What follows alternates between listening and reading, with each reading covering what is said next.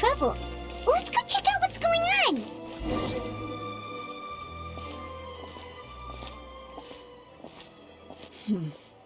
Still no dice?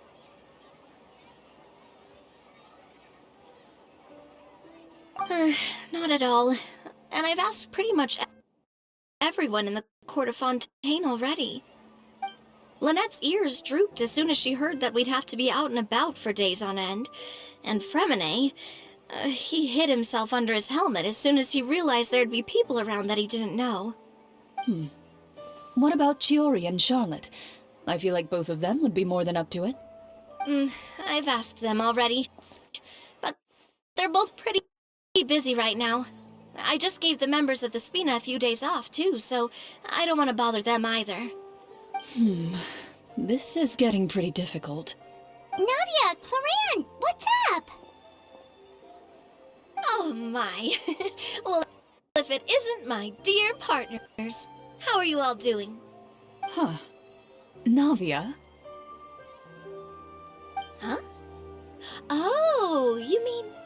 Yep, this is our chance.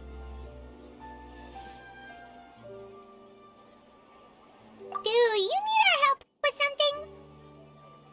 Oh, precisely. My dear partners, we've got a huge problem right now that only you can solve. Whoa, for real?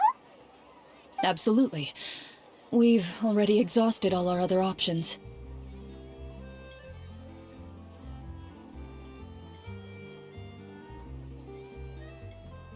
Traveler, Paimon, would you join us and play Marechaussee Hunter Judgment Day? Marechaussee what now? It's a new game script by the Tabletop Troupe, a local roleplay adventure club. Ever heard of the Tabletop Troupe? They put out games that allow you to participate in a story and roleplay characters with your friends. Oh, I've loved their stuff ever since I was a kid. That sounds super interesting. Klorand and I are both veteran members of the club. Recently, someone came up with a new script and was looking for people to help playtest it for them. And when they asked, of course I couldn't refuse. I mean, come on, a brand new script? Nobody has ever played it before. Generally speaking, scripts at that level of development have a lot of issues, but I think this one is pretty solid. The author obviously put a lot of work into the story, and the world building is also quite credible. Whoa. I know I was the one that handed you the script, but some of us haven't read it yet. No spoilers, please. Anyway, the script calls for a team of 4. Ah, yes. We're missing one final player right now.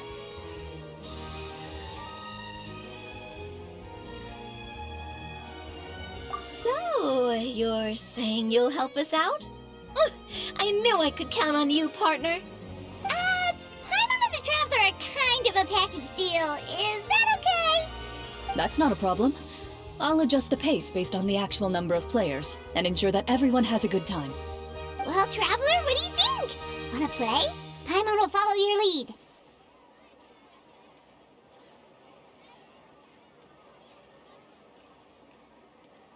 Well, that solves our problem.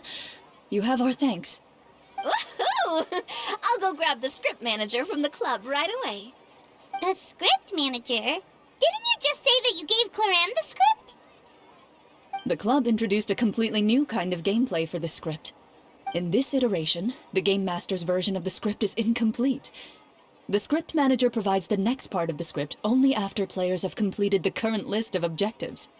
On top of that, in order to increase player immersion, the club has created some of the story's sets and scenes in real life. We'll only know where we should go once the script manager reveals the starting location. Wow, you're right. Whoever wrote this script really did put in a lot of work. And it's got a real healthy amount of suspense, right? I mean, even the GM doesn't know how the story will end. I look forward to experiencing it with you all. Why don't you go meet up with the others first? They should all be waiting at Chioria Boutique. I'll come over with the script manager as soon as I find them. Sounds good.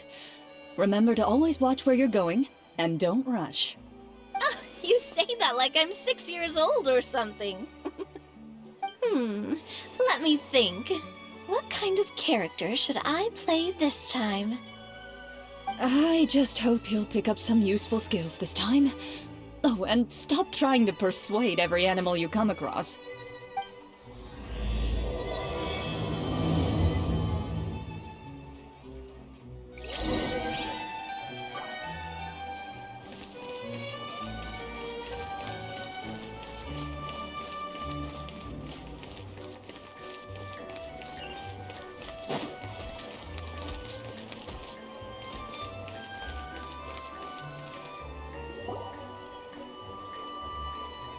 Oh, sorry to keep you waiting.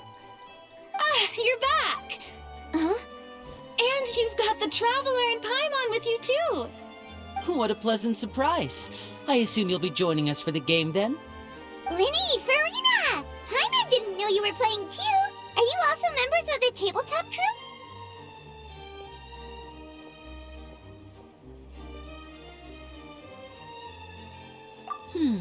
I'm more of a casual member if anything. I haven't taken part in many formal club activities. Lynette Fremine and I play something similar at the Hotel Bouffe Tété sometimes, but I'm usually the GM. Still, I'm sure it'll be fun being a player for the first time. I'm looking forward to it.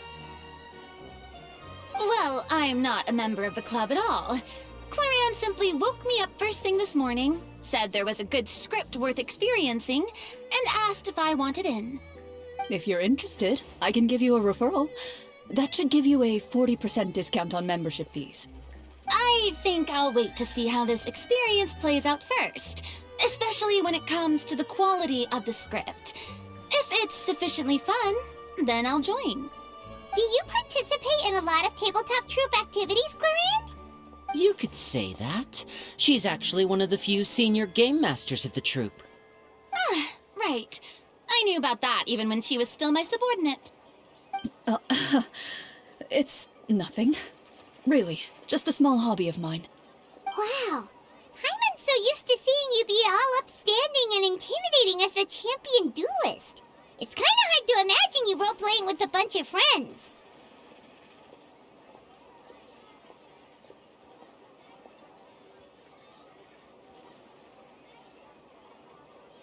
Surely you jest. I would never intentionally make things difficult for my players. I maintain a clear boundary between my professional and personal lives.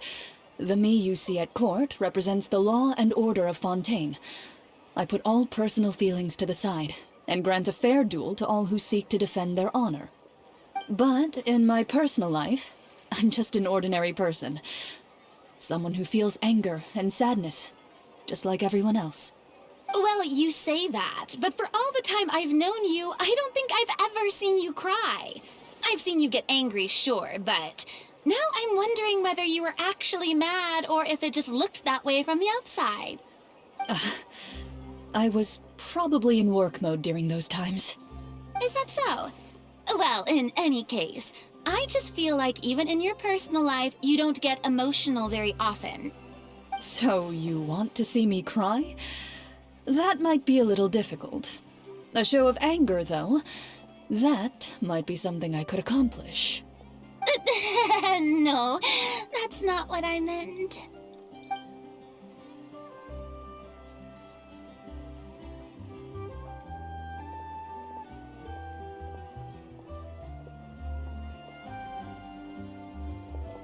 Ah, I'm back! Here, allow me to introduce you to the script manager, Mr. Florian.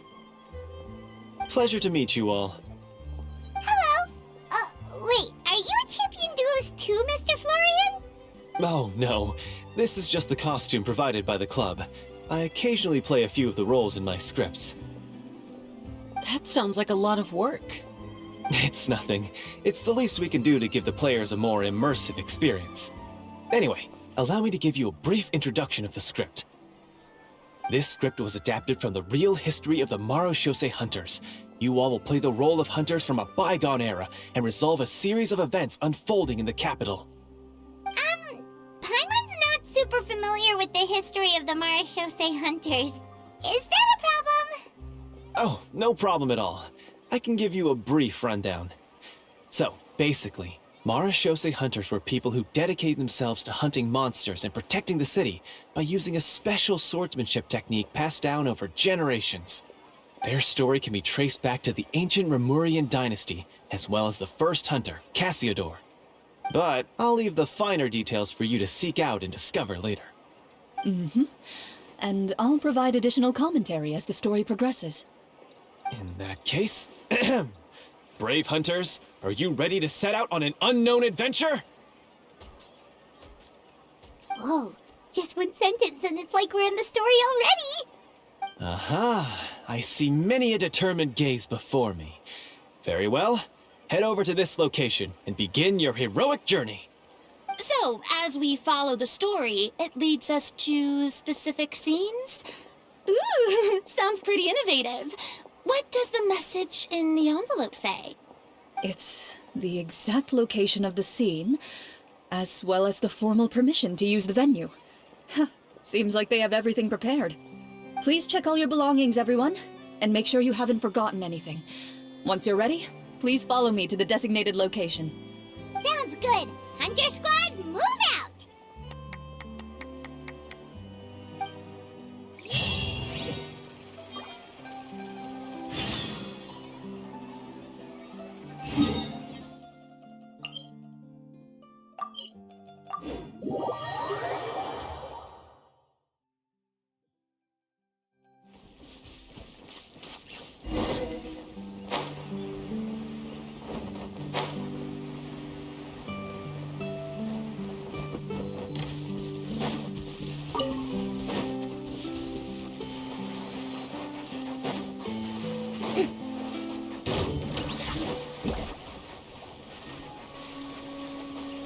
Showing you praise!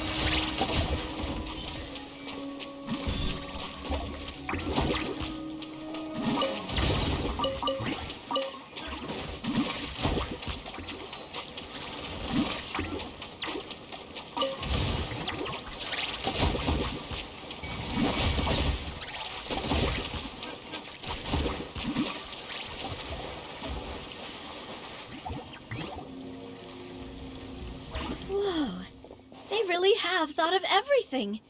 Even the phaetometer is here and ready to go for us. The phaetometer? What's that? It's a card that's used to determine action success or failure. We'll need to use it when we try to use certain skills. And what about all the dessert and tea? Is that for us as well? That's what the message said. Really? That's so nice. It feels just like a tea party with friends. Those snacks have Paimon's name written all over them! I think you might be more of a snack hunter than a Marashose hunter, Paimon. Snack Hunter Paimon reported for duty! If there are delicious snacks to be found, Paimon will track down every last one! The desserts are great, but I'm still looking forward to the story more than anything. Very fair. Then, let us begin. First, please pick up the blank character cards in front of you, and write down your name and profession. You can find an abbreviated version of the rules printed on the back of your character card. If you have any questions, feel free to ask me. In this story, everyone is a Marashose hunter. To reflect this, the club has prepared a small badge for everyone. Ooh, nice! As hunters, you have proficiency in swordsmanship and fighting by default, so there's no need to allocate any additional skill points to those areas. Swordsmanship? So there's a fighting part to all this? Paimon's not sure she can do all that on her own. Maybe Paimon can just stick with you? Why don't you share a character card then? The Traveler will be the Marashose hunter, and you can be her little floating assistant. Kinda like in real life. So, for the name, do I fill it out with the name of my character? Yep, it can be any name you like. You can use your real name too if you want. I do that whenever I get too lazy to think of a new name. Oh, so it would be like experiencing a different life, but still as yourself. That's not a bad idea. In that case, I think I'll continue to use the name Linny then. Next up is the skill sheet. You have a limited amount of skill points that you can use to learn a number of skills. The more points you invest in a particular skill, the easier it will be to pass associated checks. I'll take persuasion and investigation. Those are must-haves when it comes to missions like these. Oh, those skills sound like they'd be useful for gathering intelligence. Good idea, Navia. Just as expected of a veteran player. So, should we also take those skills then? Not necessarily. Since we're working together as a team, we could leave the negotiations to Navia and use our skill points to pick up other useful skills. For example, I think I'll take stealth and sleight of hand. That will give us more options if we run into any situations we can't negotiate our way out of. Oh, interesting. I wasn't thinking about it like that. I suppose it's not so different from an acting troupe. Everyone has their own role to play. Let me see. I'll take arts and performance. I'm not quite sure what use they'll be, but I'm not as knowledgeable about the other skills, and I am not too confident I'd be able to roleplay them well. Well, that leaves us. What do you want to learn, Traveler? Ooh, so you want to help people when they're injured. Oh, something that'll help you get a read on other people's thoughts. Sounds useful. So what do you think? Are you sure you want to learn these two skills? Let's see. Oh, looks like you each have enough points to choose one final skill.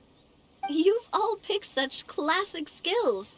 It's fine to go a little bit out of the box, you know. Why do I get the feeling she's getting ready to cause trouble? For example, this one here. Summon. Doesn't it sound super mysterious and cool? Oh, I saw that one just now as well. The description says, this skill can be used under certain circumstances to summon characters or creatures that fit the script's world-building rules. The script's world-building rules, huh? But how are we supposed to know what a Marashose hunter can summon? Oh, that's not for us to worry about, my friend. Just learn the skills that interest you, and the GM will take care of the rest. All right, you've convinced Paimon. Let's learn summon then. Paimon can't wait to see what kind of thing shows up. Well, now that everyone's more or less finished creating their characters, we can begin. Since two of our players are doing this for the first time, though, let me ask. Would you like to play on easy mode or authentic mode? What's the difference between the two?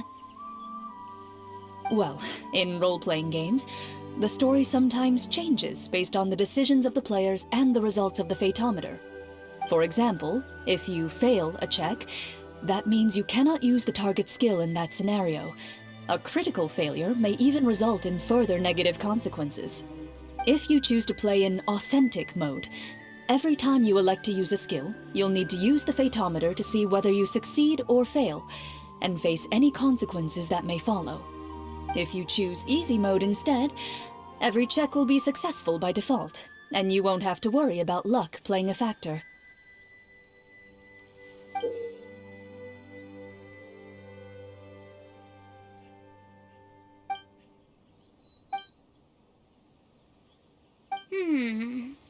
Given that I'd like to focus on the story, I suppose I should pick easy mode.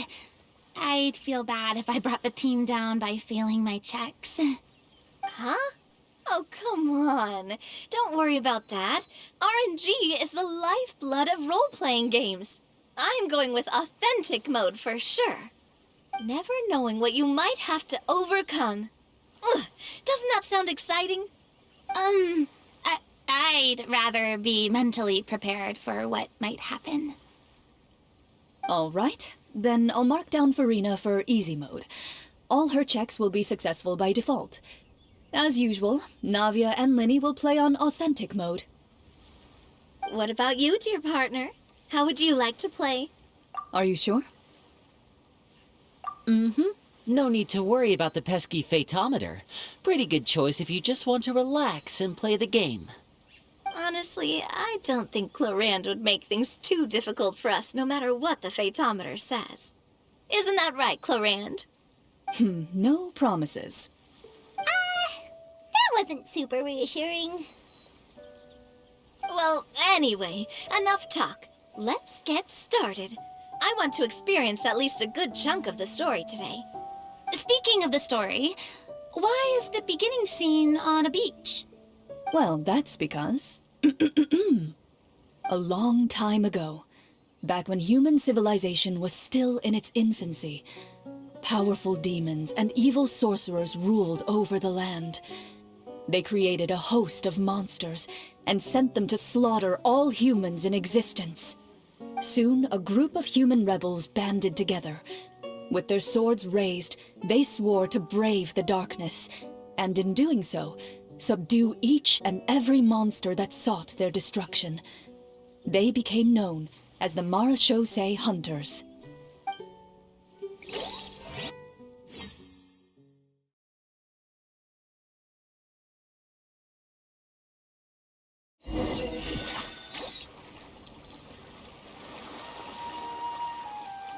Sometime later, as a member of the Marachose Hunters, you receive a commission. Following the address provided on the message, you take a boat and arrive at this strange city. As you inhale, you can taste the slightly salty air of the docks as you begin to survey your surroundings. There aren't many people in the vicinity, but you do take note of a few others who, like you, seem to be sizing up this place. Your eyes meet, and you realize these people are fellow Marachose hunters, likely led to this location after receiving the same commission as you. You're all Marachose hunters too, right? Allow me to introduce myself. The name's Navia, monster hunter by trade and helpful neighborhood businesswoman on the side. What say you to traveling together? We can help each other out on the road. Okay, count me in. My name is Linny. I've been wandering since I was little and picked up a few less than legal tricks along the way. I was adopted by a Marachose hunter and later chose to follow in his footsteps. Is this where you introduce your character to everyone? It sounds like they've done this dozens of times. My name is Farina, and, I grew up in a noble family. I always had a strong interest in performance and the arts. Even though I'm a Marachose hunter, what I really want is to be a performing artiste. Hey, that's really cool. You can do it, Farina. That's exactly how it's done. Paimon is Paimon, a good friend and companion to this Marachose hunter right here. I've been studying medicine ever since I was a child. I want to do my part to eradicate these monsters and use what I've learned to heal others. Oh, welcome. When we face the monsters, I'll make sure to charge in front to give everyone some cover. You can take care of the healing at the back. You open your envelopes at the same time. The message reads, "To the honorable and trustworthy Marachose hunters, our kingdom is currently facing a grave crisis. The lands outside the capital have been overtaken by monsters, and our people are being led astray by forces of wickedness. We beseech you, please help us resolve this crisis and return peace and stability to our home." Huh. The layout of this city looks super familiar. It kinda reminds Paimon of Mondstadt! The scriptwriter must have used a real-world city as a reference when coming up with the map. As experienced hunters, the layout of the city reminds you of places once traveled. You recall the sight of tree-lined streets and the gentle tranquility of days gone by. Yet, as you regard the city in front of you, it appears to be little more than an empty shell. Its hollow gates are open to you, beckoning you to come forth and bring salvation back to the town. I carefully read every line of the letter and turn my attention to the signatures at the bottom. Who issued this commission to us? You see a long string of unfamiliar names. It would seem that many of the residents of the city issued this commission together. They sensed that things were not right within the kingdom, and sent a distress signal to the outside world. In that case, why don't we take a walk around the city and see if we can learn anything from the local residents? Oh, good idea. We might be able to get some leads on the monsters and bad guys we're after. You look up and see a tavern nearby. It appears to be open for the day. Why don't we go check out that tavern? If the novels I've read are anything to go by, taverns are usually full of information.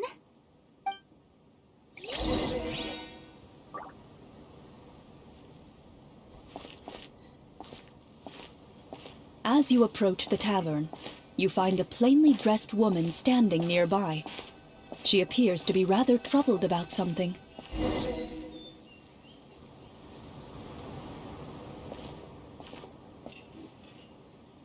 Greetings, friend. Lovely weather we're having today, don't you think? Oh, hello.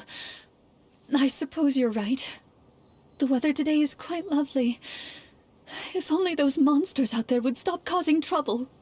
It seems like every character included in the script has a certain amount of useful information to offer. If we keep asking questions, we might be able to get some good leads. Oh, come now, don't be sad. Life is all about optimism. Oh, that reminds me. What did you have for breakfast this morning? Huh? I don't think that's the kind of question we're supposed to ask. Nothing turns a frown upside down like good food. How about some macarons? I could make you some. You didn't even take cooking as one of your skill proficiencies. That's not necessary, miss. Excuse me for saying this, but you don't really look like a chef. Besides, I'm not really a fan of sweets. So you're someone who barely smiles and doesn't like sweets. You're really starting to remind me of this one friend of mine. Hey! Did she just... me? Klorinde must have broke character for a second. This isn't getting us anywhere. Traveler, maybe you can think of something.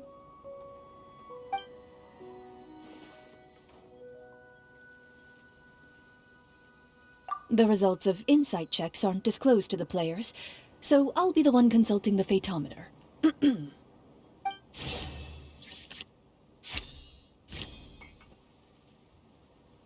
You recall all the lessons you've learned in your time, and begin to carefully observe the woman's mannerisms. You notice that when she's quiet, she has an empty look in her eyes, as if her thoughts have drifted to a place far, far away. And when she speaks, she often subconsciously reaches out to touch the ring on her left hand. So you noticed. That's a little embarrassing.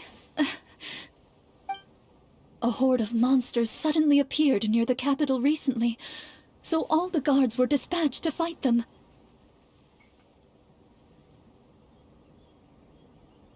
Do you remember when those monsters appeared?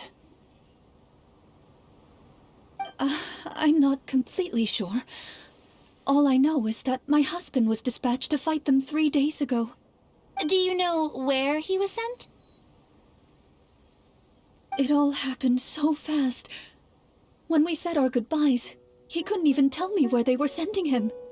You have our thanks, friend. We'll find and defeat those monsters as soon as possible.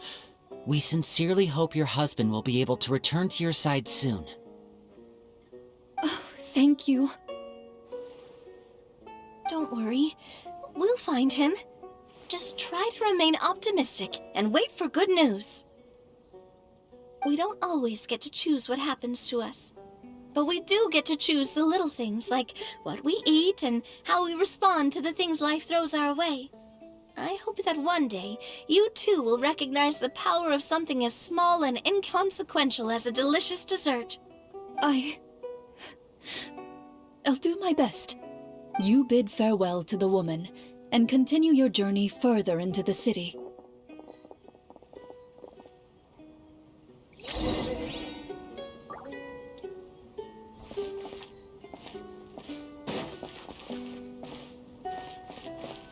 As you venture further into the city, the streets appear largely empty. An elderly woman walks past. You see her shake her head as she puts away her wrinkled wallet. A nearby merchant folds his arms and gives you a disdainful look. You get the impression that he's someone who has long gotten used to the sight before him.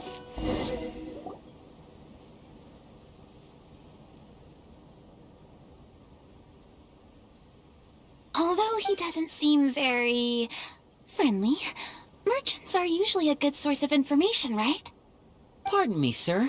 I'd like to ask a question if I may. That depends. How much are you willing to pay? How about this much? What do you take me for? Some lowly beggar? You can't even buy half an onion with that amount. Surely an onion can't be that expensive, right? What do you know? War's nearly upon us. Everything costs several times what it did before. If you're not gonna buy anything, then scram. Whoa, what a nasty guy. Maybe we shouldn't even bother talking to him. But he still might have information we need. Traveler, can you think of something?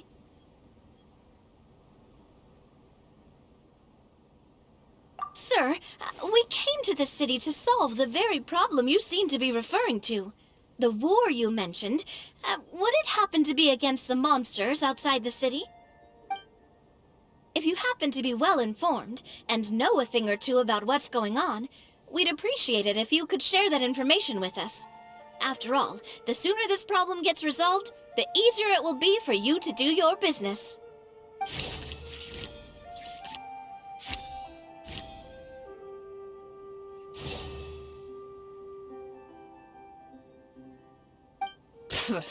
Well, things are basically as you said, young lady. Those monsters are camped outside the city, and they've been destroying all our trade routes. We have limited reserves within the city, so if this continues, we're all gonna be in big trouble. Wait, you're saying no one has put a plan in place to distribute supplies or maintain order? We could all starve, and those nobles in the palace wouldn't even break a sweat. Who knows? Maybe they've been in cahoots with the monsters all along. That is concerning. All right. That's all the information you need, right? Off with you now. I've still got business to do. You know, if you smiled a little more, you'd definitely get more business. And I bet that would make your life just a little bit sweeter. I'm not saying it's guaranteed to work. It's just a tip.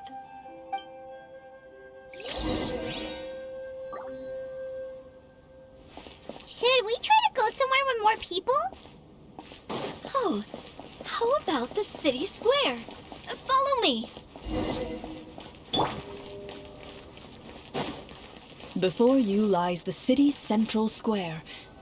You see a man with a slightly anxious look on his face, pacing back and forth, his head hanging low. He doesn't seem to notice your approach. Still immersed in his own thoughts, he shakes his head and lets out a long sigh. This guy seems promising enough. Maybe I can get some information out of him. Hello, sir. Is there anything I can do to help you? Wait, you're... I'm... Oh, dear goodness! You're a Marechaussee hunter! You recognize us? Ah, are you one of the people who wrote the commission letter? Yes! Oh, I didn't expect you to actually come! Oh, what great news! The city is saved! What happened here? Alas, we once lived comfortable, carefree lives. This city used to be free of monsters. The first Marashose hunter, Casiodor, the Golden Hunter, he was the one who drove them back. However, monsters have once again surrounded the city. Perhaps the seal that kept them at bay has lost its power. Or perhaps an evil sorcerer has been meddling in our affairs. All I know for sure is that their return has stripped this city of any chance at peace. Are there not enough soldiers to drive them out? It's not a question of numbers. The guards simply have no idea how to deal with them. Most people my age have never even seen one of the monsters, much less been trained to fight against them. What's worse, many of us don't even know the history of the Marashose hunters anymore. When I was a child, though, my grandfather would tell me stories about how the Marashose hunters drove back the monsters. So, on the off chance that something might come of it, I decided to reach out to you. To be perfectly honest, I was starting to think all those stories were just tall tales. But now that I've seen you in person, I finally know that it was true! Well, you can rest easy, friend. The righteous and formidable Marashose hunters are on the case. The man is touched by your determination and resolve. His eyes begin to well with tears of relief. Still, if we are going to hunt the monsters, we need to know where to find them. Can you give us any leads? All I know is that the area outside the city is dangerous. I'm afraid I can't point you toward a specific location. Oh, although, if you leave the capital through the main gate and follow the road, you should run into a group of guards. They might know more about where to find the monsters. I see. We'll go look for them then. All right, be careful. Oh, and one last thing. The monsters outside the city are just part of the problem. There are evil sorcerers inside the city as well, so be on your guard. They're actively working with the monsters, and have corrupted the court ministers with malicious magic. They're the reason why, even inside the city, everything has been a giant mess. Even one of our kindest ministers has turned into a boorish and unreasonable figure, interested in nothing but enacting laws that exploit the people. Who knows how much longer we'll be able to go on like this. Talk about being stuck between a rock and a hard place. I feel bad for him. Maybe we should try to cheer him up? Huh? Like, now? Is this really the right time? I appreciate your kindness, but for now, it's more important to focus on the crisis at hand.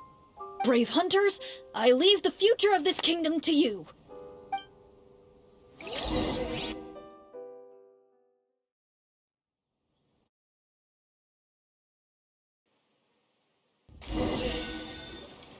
If I understood correctly, there are currently 2 problems in the kingdom that need solving, right? Exactly. We need to defeat the monsters outside the city and take down the evil sorcerer stirring up trouble from within. But which problem should we tackle first? Well, this seems like a good moment for a break. Take some time and discuss what you want to do. Let me know when you've made your decision. I really didn't expect the people in the city to keep us at arm's length like that.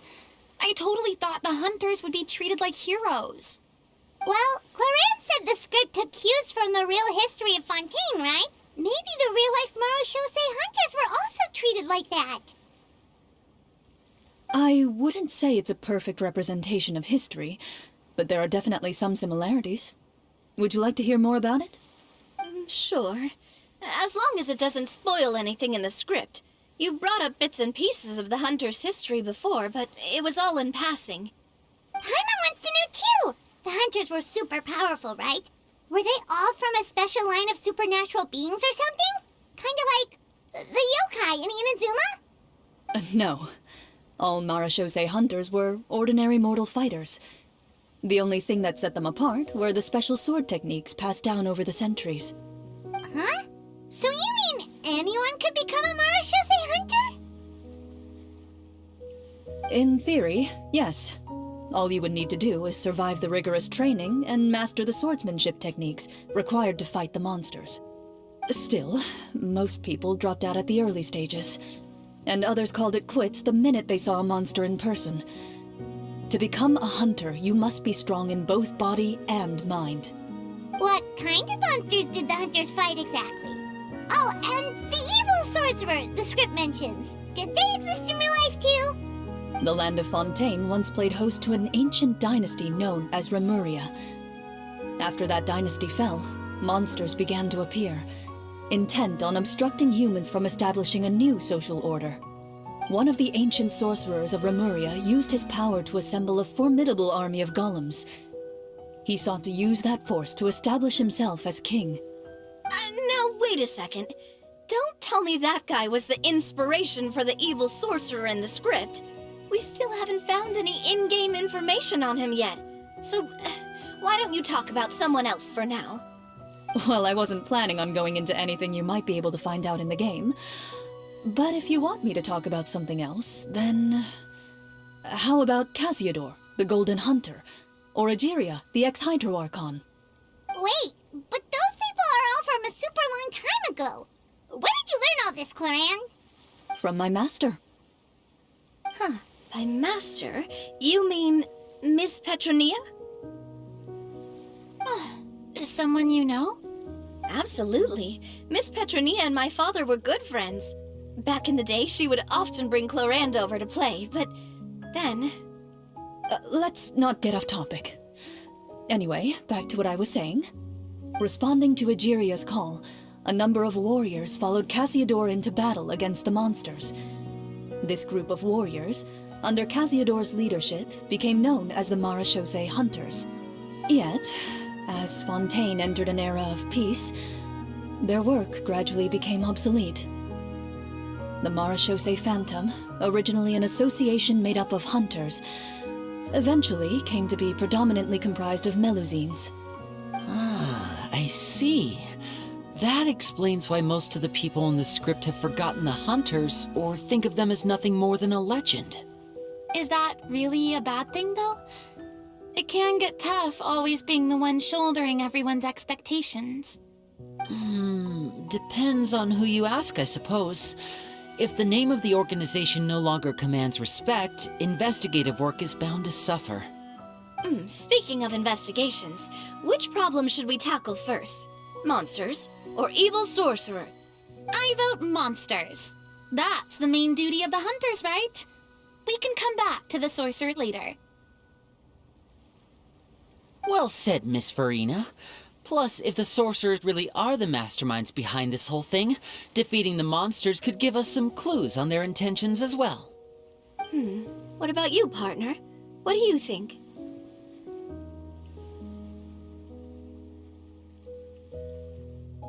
I mean, you're not wrong.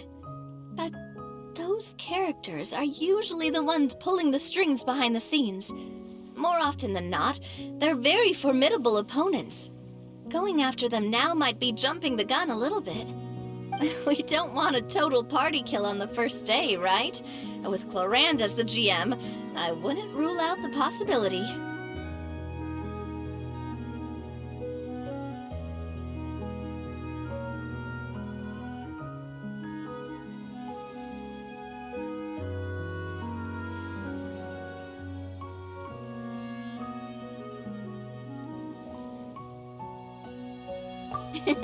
Then it's settled.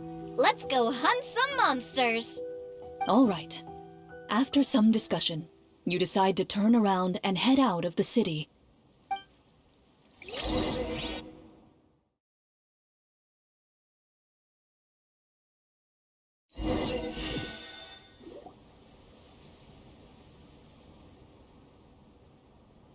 Let's take a look around, like that guy said. You there! Outsiders, halt! Who's there? An armored man approaches you. He has a tall, muscular build and a determined expression in his eyes. Just one look, and you can tell he's fought in his fair share of battles. Although he's trying his best to conceal his current state, his uneven gait and the sweat dripping down his forehead make it obvious that he's been wounded and is in serious pain. I'm the captain of the guard.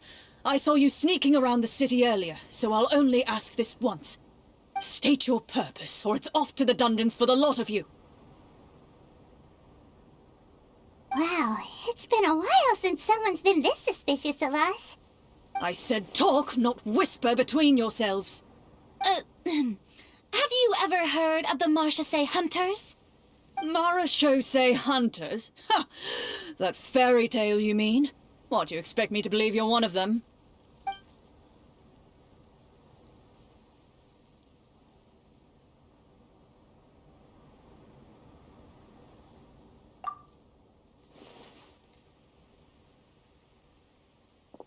Sir, we were indeed in the city earlier, but our purpose was only to gather information on the monsters.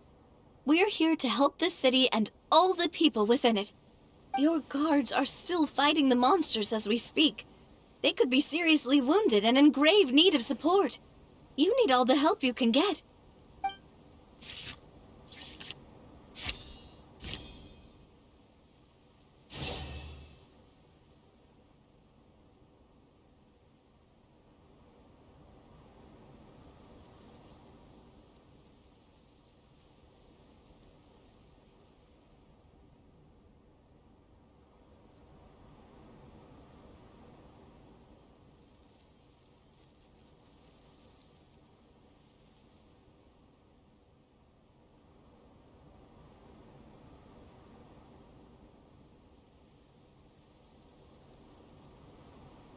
The man regards you with doubt and concern.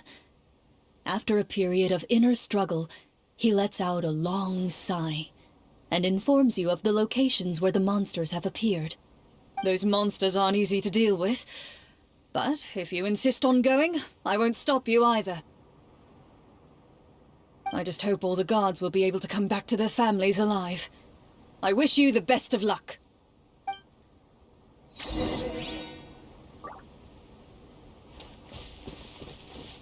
Based on what the captain said, the monster should be right up ahead. Let's go. Hopefully we're not too late.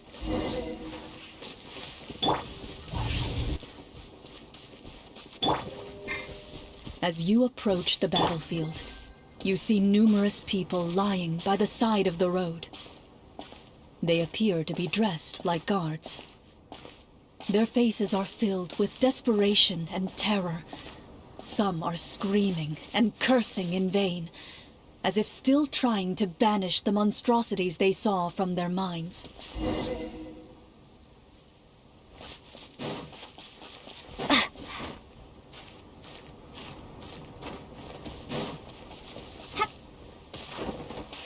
A few of the wounded look up at you in shock and disbelief. Quick, leave this place. Turn around and don't look back, they yell.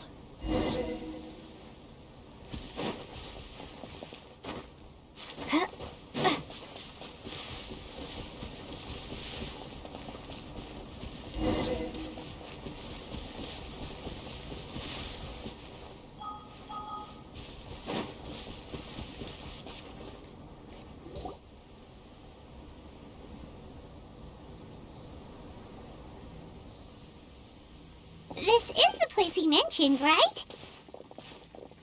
You see broken iron swords scattered all around you, and downed trees riddled with terrifying claw marks. All the signs point to one thing. A truly devastating battle just took place here. Be on your guard, everyone. The monsters might still be around. Before you can finish your sentence, you hear rustling sounds from the surrounding bushes. The monsters have emerged. They close in on you without fear. You get the impression that, in their bloodthirsty eyes, you're just another meal for them to devour. A little help here! This thing wants to eat Paimon! Your battle round begins now.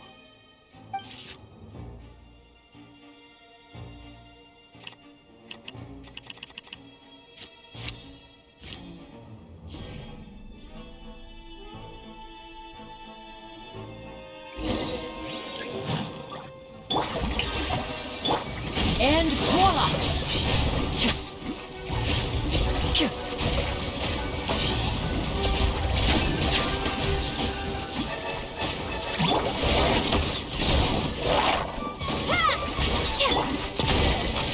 The next battle round begins now.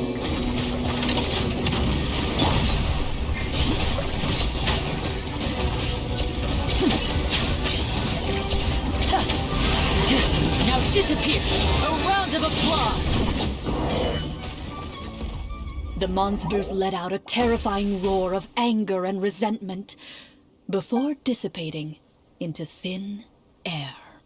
Oh, thank goodness it's over. We're lucky the Marashose Hunter class came with all those preset skill points. Otherwise, we would have been in some real trouble. I never knew the Fatometer even determines the amount of damage you inflict.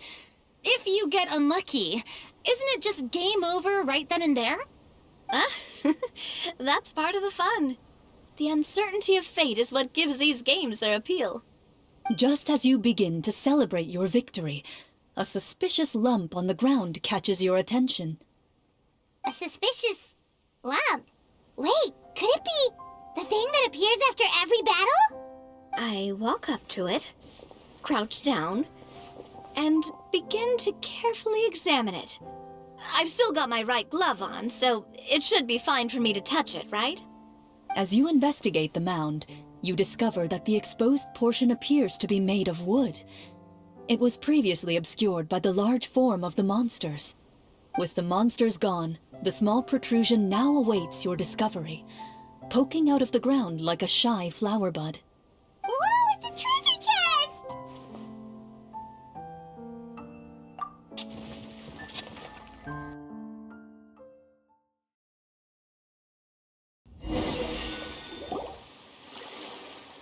With everyone's help, you successfully excavate the wooden chest from the ground.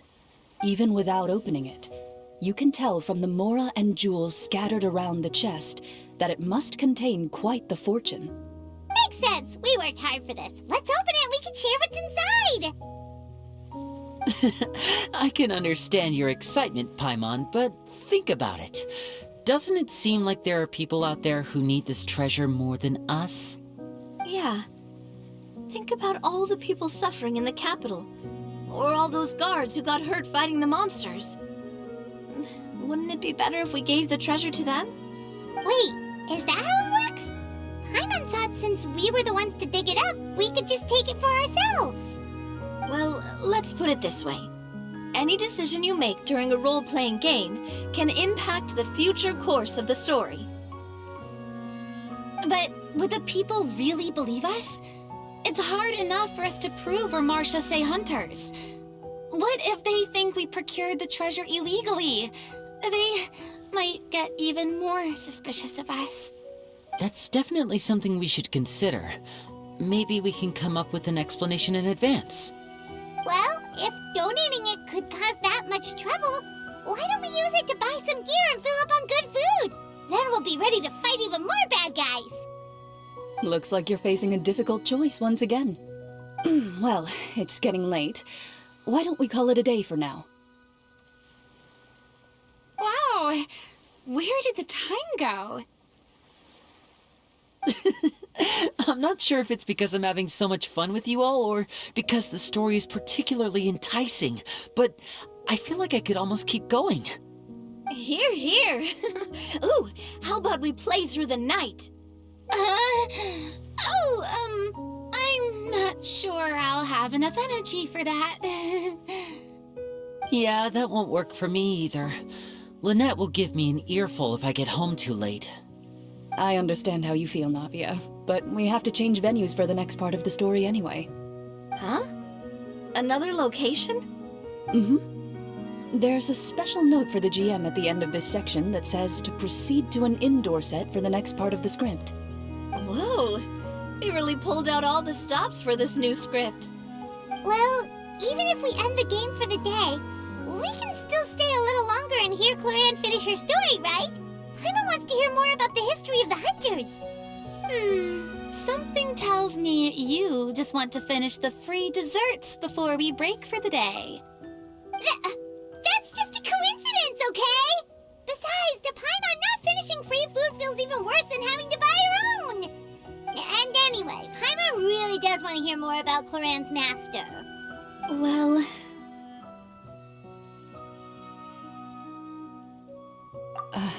It's nothing.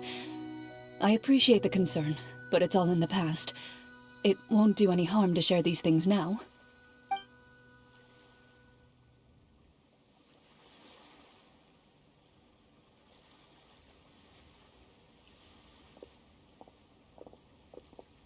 My earliest memories are of living with Master. According to her, she saved me from certain people of ill repute. My birth parents had left me behind some time before that. What a heavy beginning for a life story. Master was a fascinating individual, if inexperienced in the ways of raising children. My first ever toy was a short sword. Although I suppose it wasn't so much a toy as something Master removed from her waist and handed to a noisy child in need of distraction. Oh wait, so she handed an actual sword to a child? Isn't that dangerous?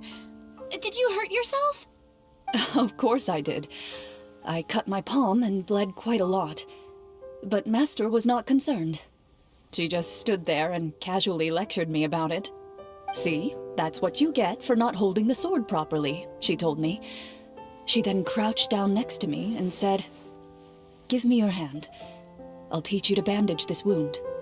After that, it's time to learn how to truly hold a blade." Excuse me for asking this, Klorand, but how old were you exactly when all this happened? Probably around, 3, give or take. 3? Isn't that when most kids are still struggling to hold a fork? As I said, Master was rather inexperienced in the ways of raising children. She believed trial and error was the best way to teach a child what they're capable of. I'm not so sure this is a question of experience. I didn't see anything wrong with her ways at the time. And anyway, children don't get to choose how they're raised.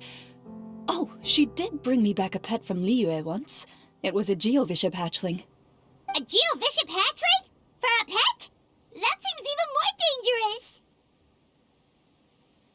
What she said was this: "Make sure to get along, you two. If you really can't agree on something, just settle it with a fight. Whoever loses is the real pet." And how old were you when this happened? 5. Well, did you win? No, I lost. So you're saying you actually became the Geovishap's pet? Yes, but only for a week. By the end of that week, I defeated it in combat, and we've shared a cordial relationship ever since. That really doesn't sound like the kind of childhood someone should have. Later on, I gradually understood that Master most likely didn't know any other way to raise a child. She was a marechaussee hunter, but I never heard her bring up her own parents. Thanks to her, I learned how to navigate the forest by the age of 6, and could hunt monsters in the wild by myself the year after that.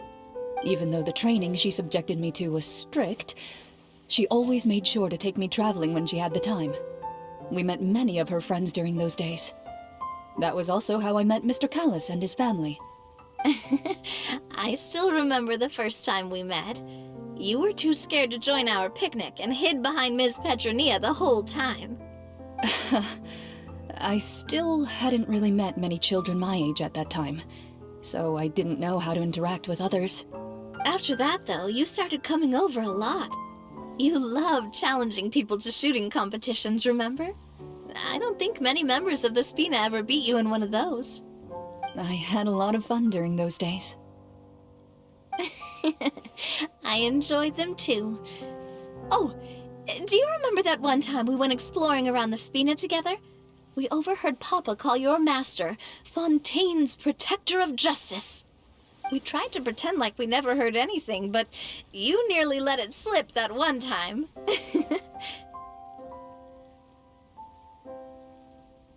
Protector of Justice?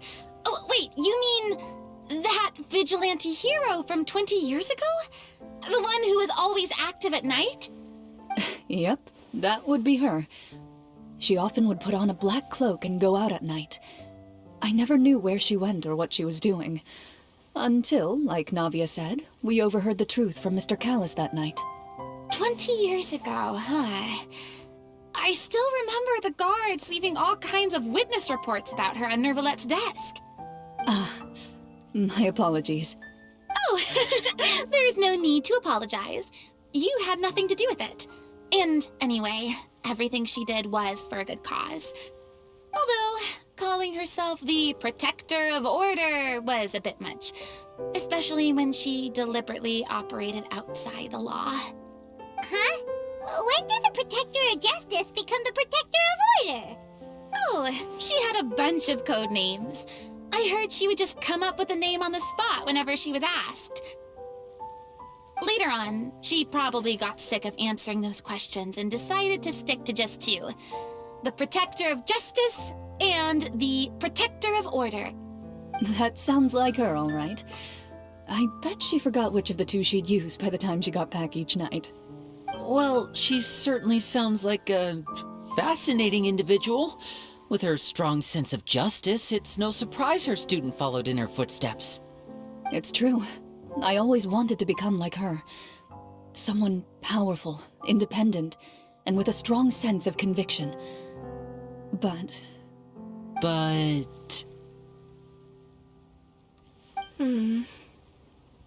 She suddenly disappeared the night I turned 10 years old. Disappeared? What happened? I have no idea. She didn't even leave a note.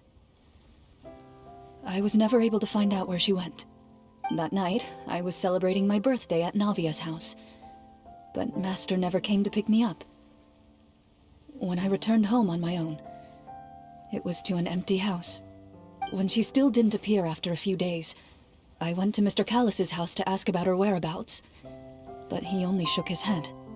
Papa probably didn't know either. I know he sent a few people to investigate the matter in secret, but they never found any credible leads. Don't worry, I understand. To be perfectly honest, given Master's personality and way of doing things, it all made a lot of sense. If I had to guess, I'd say she probably used it as an opportunity to force me to become independent. Just like how, when a litter of kittens reaches a certain age, the mother willingly leaves them behind. Were you upset, Clorinde?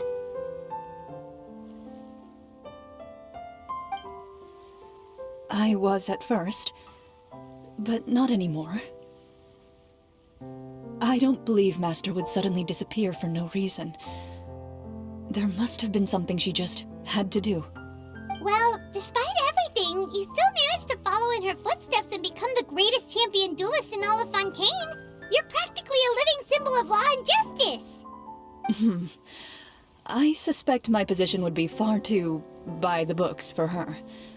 Master always did whatever she pleased. But you're right.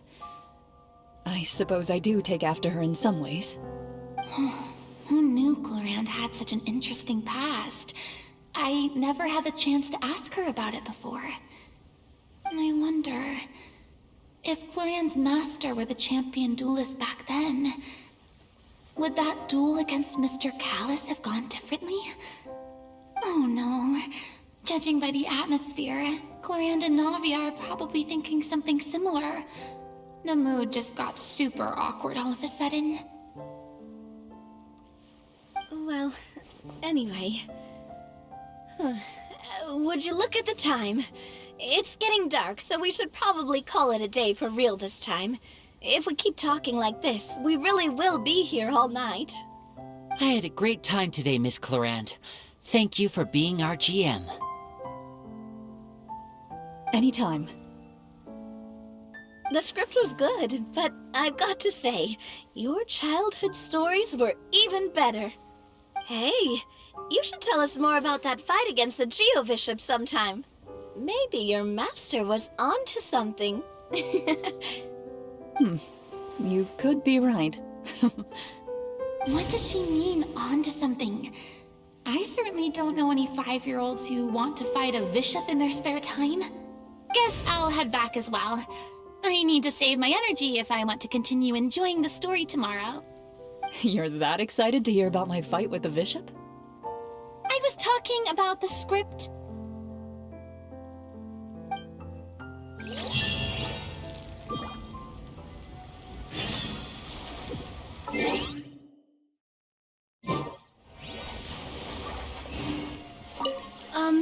just between the two of us, could you tell me what it was like to be the Geovishop's pet? It was nothing special, really. Geovishops don't understand the concept of a pet. So basically, it just headbutted me whenever I entered its territory. And that hurt? Yeah, it hurt. What, something you want to experience for yourself? Oh, I'm good. Thanks.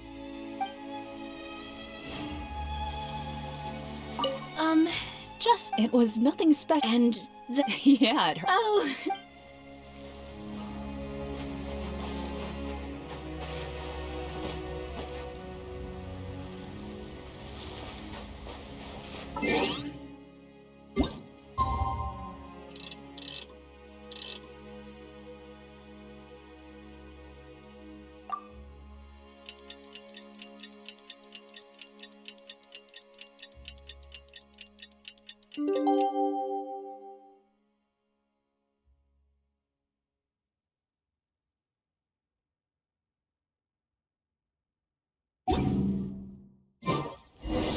Let's go meet up with the group!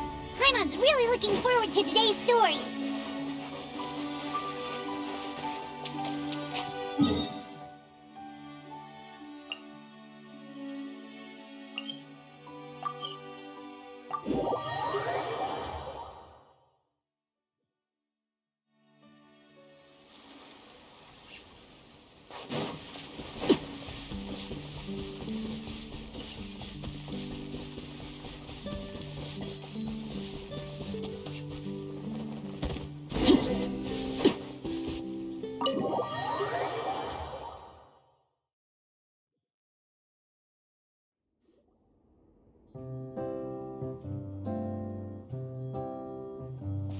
Looks like everyone's here.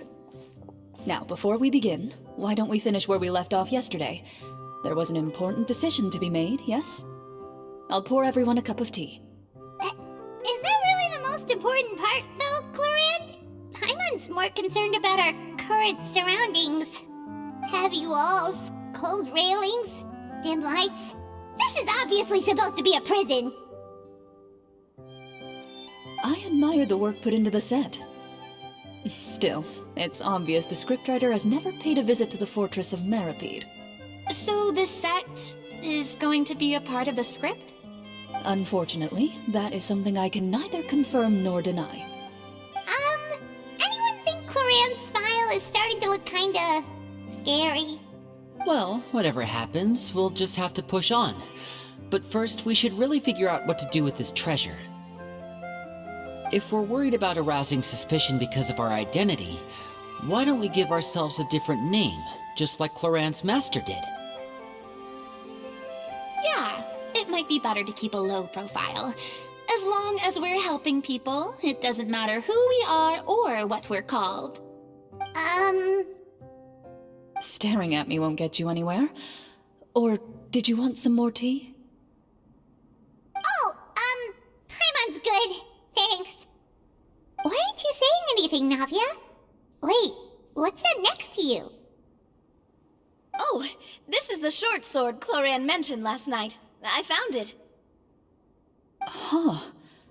I'm surprised you managed to track it down after all this time.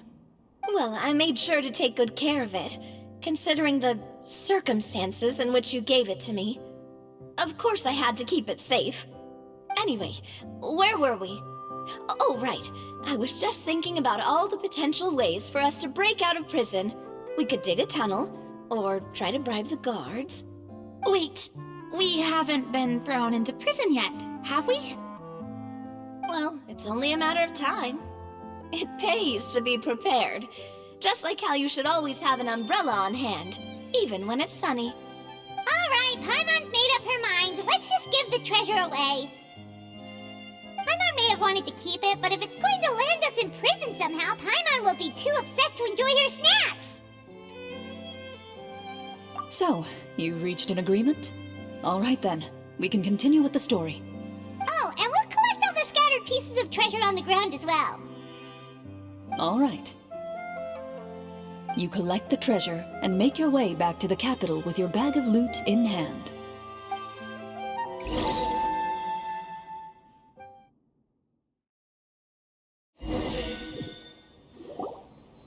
The city is still shrouded in a gloomy, oppressive atmosphere, but your spirits are surprisingly high. In places where sunlight struggles to reach, you generously share your wealth with the children, the elderly, and the poor in urgent need of help. Thank you, kind soul. The elderly woman's look of gratitude follows you as you walk away, her eyes never leaving your back until you move entirely out of sight. However, there's still quite a bit of Mora remaining. It appears you haven't made much progress. She's probably trying to tell us to speed this up. We need to hurry up so we can address the sorcerer problem. Should we go find that man again at the square? He seemed like a pretty responsible guy. I'm sure he knows the people here far better than us. Oh, good idea! Just as you start to make way to the square, intent on finding the man again, there's a voice.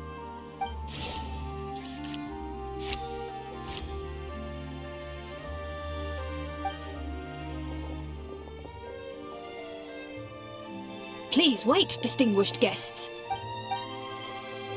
Several strange guards suddenly call out to you. They run forward to meet you and proceed to politely pay their respects. Greetings, gentlemen. Are we being invited for afternoon tea? Surely you jest, my lady. That would not be our place. It is His Excellency the King who requests to meet with you. Please come with us.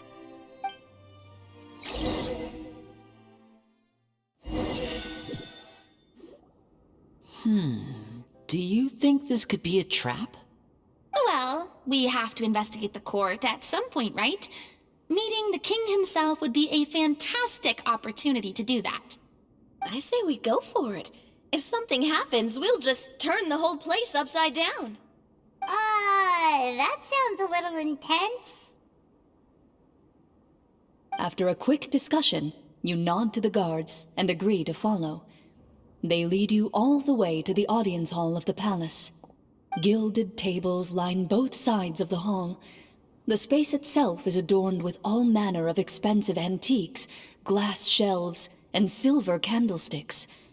The items appear quite ordinary in size and dimension, yet their presence somehow makes the emptiness of the hall feel even more surreal and ominous. Wow, it's so luxurious! The elderly king, clad in a magnificent robe, sits upon the deep crimson throne before you. He wears above his head a majestic crown, with a gemstone the size of a bird's egg set right at the very front. As you observe it, you see a complex pattern of light reflect off its surface. They're here, Your Majesty. A man dressed in dark clothes, likely a minister, shields his mouth with his hands and bends down to whisper a few words to the king. After a moment, he lowers his hands and stands back up. His gaze shifts to fixate on your group, but he does not move from his place at the king's side. The king does not appear entirely aware of his surroundings. The man by his side, though. We should keep a close eye on him. The king remains still and says nothing. The minister is the one who speaks. Esteemed guests, allow me to thank you for coming to our faraway kingdom.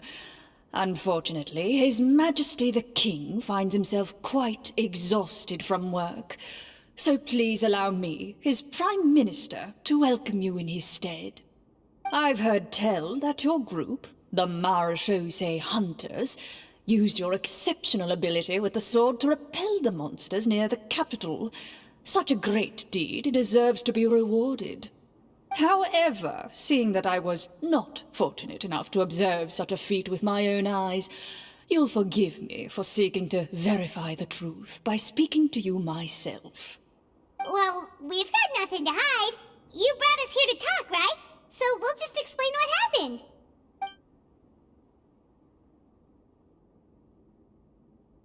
The golem's blades were so powerful, they could cut down trees in a single swipe. It took a lot of effort to defeat them, even for trained swordsmen like us. Well, that was enough details, right? Believe us now? Your account does indeed match those of the survivors. Since you were the ones who defeated the monsters, that must mean you are also in possession of the treasure they stole?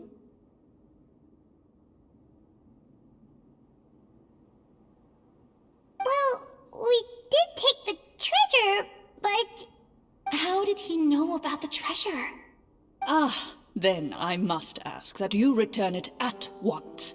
It belongs to the kingdom. Wait, but didn't you just say that our great deed deserved a reward? Shouldn't the treasure be considered a part of that? Yes, that was indeed what I said. But you seem to have forgotten a very important distinction. Only that which is freely given by the king can be considered a reward. Taking the rightful wealth of a kingdom without said permission, on the other hand, is a crime. But that's completely unreasonable. Yeah, that makes no sense! If it weren't for us, the treasure would still be buried underground somewhere! Maybe so, yet the fact remains. You tried to dispose of the treasure without reporting it to the court and without receiving permission, yes? What, no answer? Surely you're not insinuating that you, a group of legendary Marechaussee hunters, sought to take the treasure for yourselves? Well, what about the king? Is he just gonna let this guy talk for him the whole time? Clad in his magnificent robe, the king remains seated, with his hands resting on either side of the throne. His posture is rigid and unmoving. He stares forward with an empty look in his eyes, completely unmoved by the events before him. From the look of things, could the Prime Minister be the evil sorcerer? Or could both the King and the Prime Minister have fallen under the evil sorcerer's control? I would like to observe the number of guards stationed in the hall. The guards in the palace appear fully armed, their expressions solemn. Sensing the tense atmosphere in the room, they stand at the ready, each with a hand placed upon the hilt of their sword, as if prepared to draw their weapons and surround you at a moment's notice. Well, there goes my plan to turn the whole place upside down, I guess. It appears we've been visited by nothing more than a group of ill-intentioned imposters. What a pity. Guards, take them away and throw them in the dungeons. Before I decide your fate, however, I must first determine whether you have any accomplices outside the court. Can't we try to slip away? Or maybe start some kind of riot? But if we try to fight the guards right now... Don't worry. At least we figured out who's behind all this. Let's just play it by ear. If you're scared, Paimon, just hold my hand.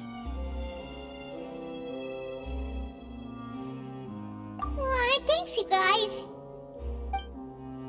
You allow yourself to be led away by guards surrounding you on both sides. It's only when you begin to feel drops of water falling from the dungeon ceiling and smell the stench of death and decay all around you that you finally realize you've stepped into a completely different world. Stay here, and don't try anything funny. The guards lock the cell door and leave without looking back. Wait, sir! Your voice echoes through the dark hall, but the only response you receive is the sound of water dripping from the ceiling. No! What should we do now? Carve out a new path of fate with our own two hands, of course. I draw my weapon. You reach toward your waist, but find nothing there. You now recall that your weapons were confiscated before the guards locked you in the cell.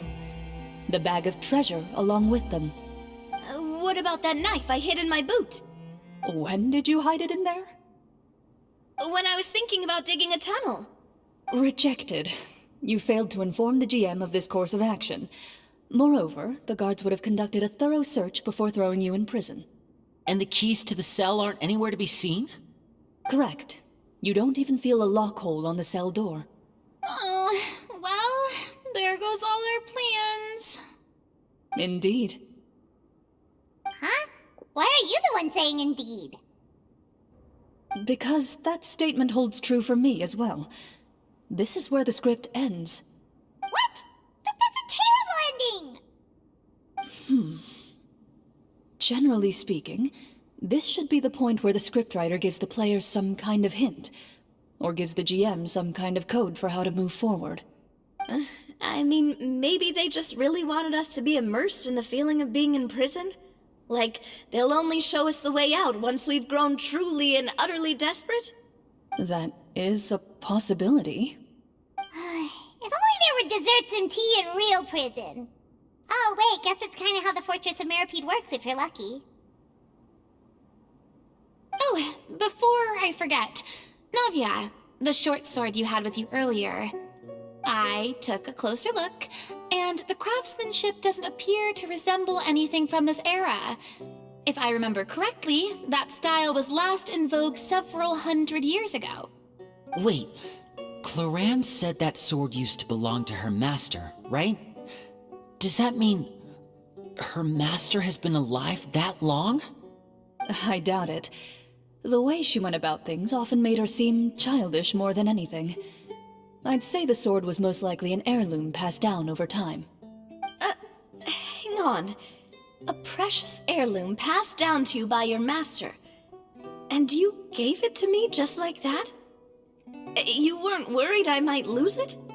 Master left many things to me when she disappeared. There was the sword, an old key, and a good amount of junk she probably just didn't want to take with her. I gave you the sword back then, because I didn't want our friendship to end. Wait, when did this happen exactly? After the duel. Between Mr. Callis and myself. Before that, Clorinde would have meals with us and even stay over at the Spina some days. She was on great terms with Papa as well. After the duel, though, there was a period of time where we simply didn't know how to face each other. She entrusted this sword to me, and never came back. We were both sad, and conflicted, and totally overthinking everything as a result. Whenever I looked at this sword, I couldn't help but wonder if Miss Petronia had never introduced us to each other at that picnic. Maybe part of the sadness I was feeling could have been avoided. Back then, it felt like I hadn't just lost a father, but a close friend as well. No one can change the past. The most important thing is that you two found your way back to each other and can enjoy things like this together. Yep, you're right. I'm sorry, you two. I didn't mean to bring up any sad memories. Think nothing of it. No one here is at fault.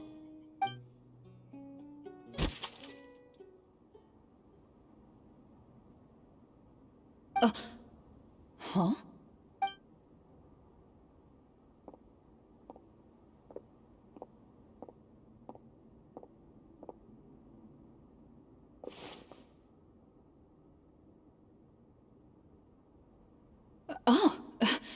Looks like the next part of our script is here. Perfect timing. The situation was really starting to get desperate.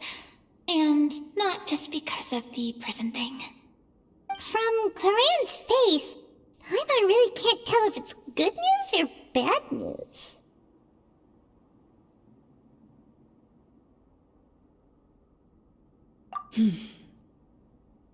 Water continues to drip from the ceiling. In this lightless dungeon, you lack a reliable way to tell how much time has passed.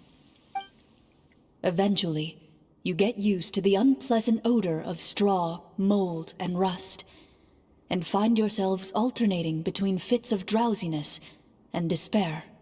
Suddenly, you hear footsteps outside the door. Heads up, everyone. Someone's coming. Gather close, everyone, and keep your voice down.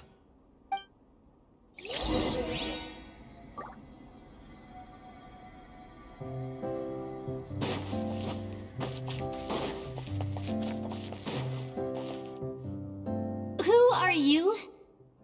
I work as a guard in these dungeons. But my true identity is the same as your own. I'm also a Marashose hunter. Huh? Shh. I've already sent away the other guards, but if we make too much noise... I understand, but how can we be sure we can trust you? The king has issued a formal decree. In light of the irrefutable proof of your crime, you're to be executed before tomorrow's sunrise.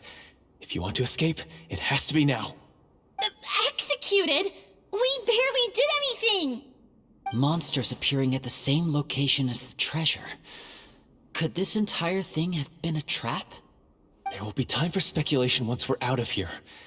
As for my identity, I have no way to prove that to you just yet. Infiltrating the capital was difficult, and finding a chance to speak with you has taken a lot out of me. I could go on, but I think we can all agree that now is not the time for details.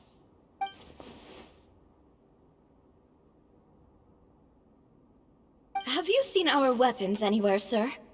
Don't worry, I brought them with me. They're just behind the door. Still, these weapons alone won't be enough to defeat the true enemy behind the scenes. His faction is too powerful.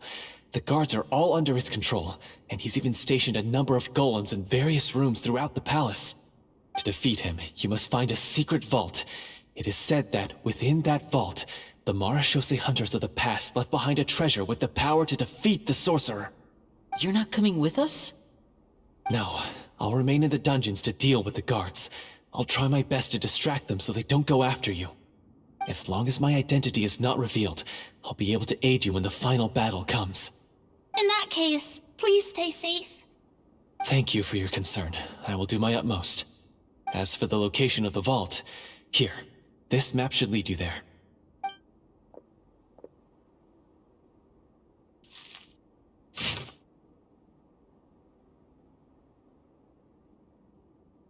Got it. All right, once I open the door, remember to stick close and refrain from making any noise. I'll lead you out of here as quickly as possible. You now have the chance to restore the honor and legacy of the Marashose hunters. So please, get out there and reclaim what's ours.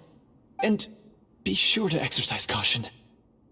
With the help of the guard, you successfully escape the dungeons.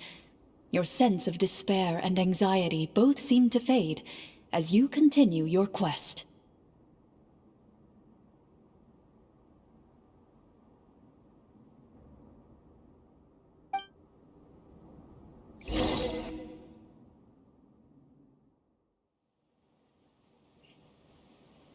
Wait, we didn't get to use our skills at all while we were in prison.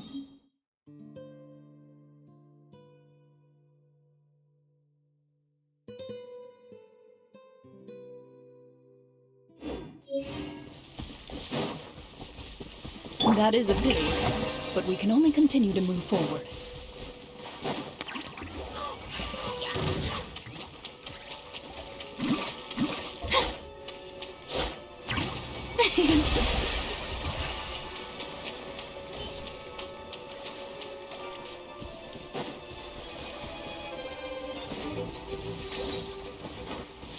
May I present?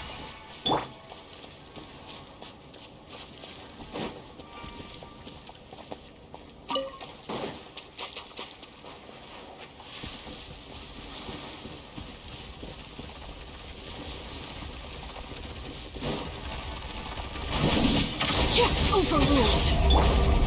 How brilliant! I'm going in! This is where I fall.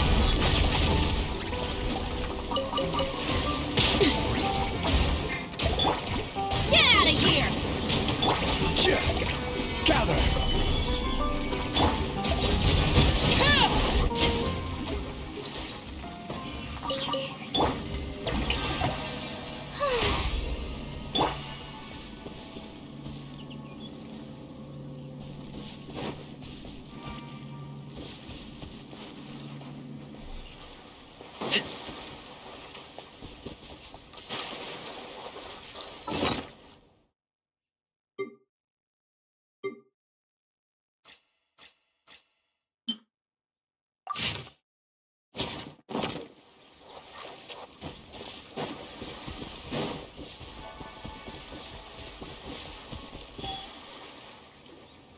This should be the place marked on the map. This bit of rock certainly looks suspicious. Well, I'd say an investigation's in order then. Plus, if all else fails, we can just blow it up. Wow, you really meant that! Before you lies a serene stretch of open water, its surface shimmering a brilliant shade of sapphire blue. Well, guess this means it's time for a swim!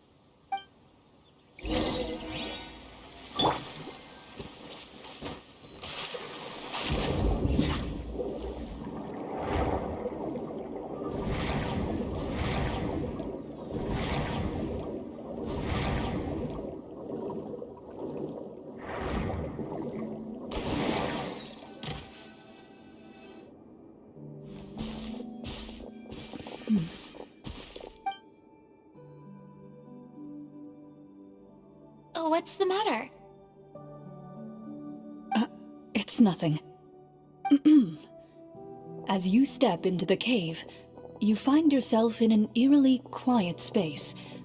Before you lies a narrow passageway that appears to trail off endlessly into the distance.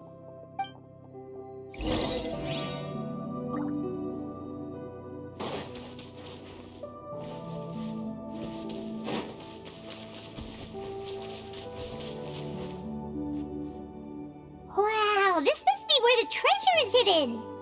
But this door is blocking our way in. It almost looks like it's been here for quite some time. I've got to hand it to the tabletop troupe. They really went all out with the props. Huh. What have we got down here? A kind of mechanism connected to the door? It looks like we might have to arrange it into a certain pattern. A pattern on a stone door. That's something Master mentioned before. Is something wrong, Klorinde? After a long, difficult journey, you finally arrive at the location indicated by your map. It appears to be an ancient site of some sort, where treasure likely awaits. Your surroundings are exceedingly quiet and serene, as if the secret that slumbers here has never once been disturbed. If you listen closely, you can almost convince yourself you can hear the sound of its calm, gentle breathing. That description makes Paimon feel kinda bad for disturbing this place. We're doing this for the sake of the people, to free them from the evil sorcerer. I say it's time for this treasure to once again see the light of day. Linny's right. We need to keep going. The future of the kingdom depends on it. The next part of the story requires us to solve the puzzle, right? Let's start exploring the area. Yes, that should be fine. Something feels off about all this. Guess I'll just have to improvise.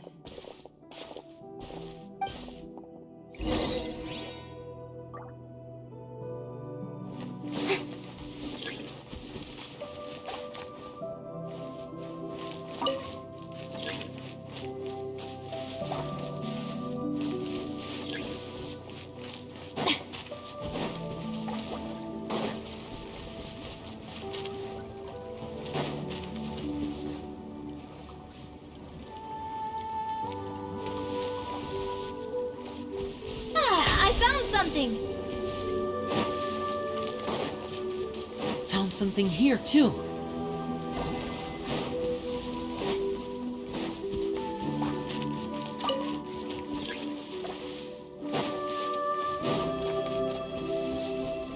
Same here!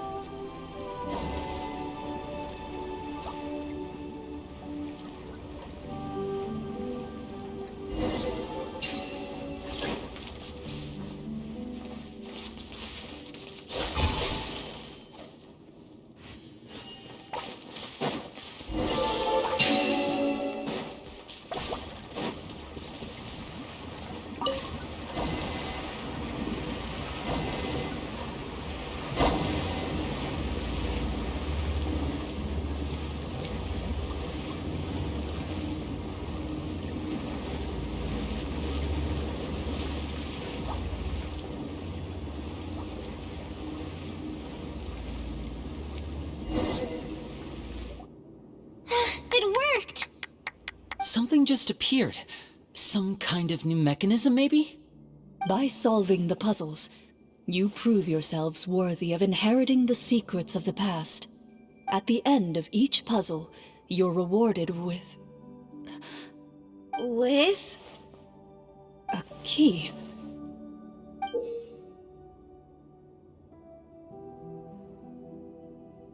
Oh, it must be the key to the big door. Huh? This is one of the Marechaussee Hunter keys that are passed down from generation to generation. It looks just like the one Master passed down to me. It is said that 4 keys in total are required to form the final, complete key. And it seems like we just collected 3 of them. That must mean... Huh? What's wrong? You hear a few strange noises. Suddenly, all the torches in the ruin go out at once. Huh? What's going on? Did we fall into another trap? For the sake of immersion, please close your eyes, everyone.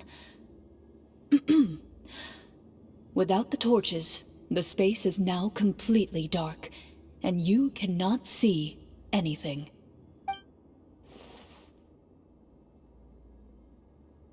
But Paimon can still see a little bit over here. Oh, right, sorry. Suddenly, you hear the sound of footsteps pierce through the darkness. There's someone else here? Oh, this is so unsettling. I can't see anything. I've been discovered then? Wait, that voice, it's... You recognize the voice as belonging to the guard who led you to this place. It appears he now covets the treasure for himself, and has come to stake his claim. Oh, so this is just part of the script. Then I can probably relax. Well, if we can't see anything, that means we can't fight to the fullest of our abilities. Should we retreat for now? Judging by the way he's holding his sword, he must be a real Marechaussee Hunter. But this isn't part of the script.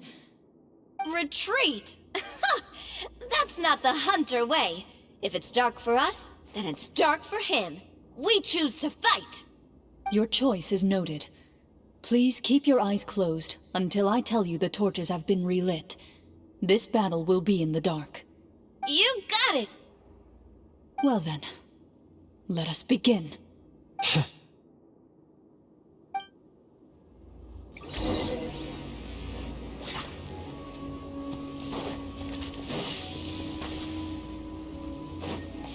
Ready. I'd like to try to hit him with my sword. Your strike is successful. Ha! You're facing a veteran Marechaussee Hunter. Is he still standing? Couldn't... Is it over? Can we open our eyes now? The enemy is strong and relentless, but the battle is nearing its end. The torches have not been relit. What about now? Final strike. Ha!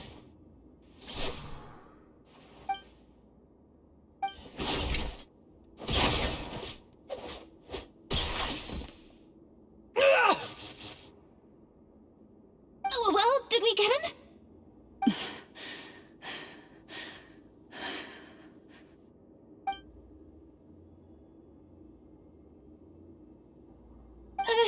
Glorian?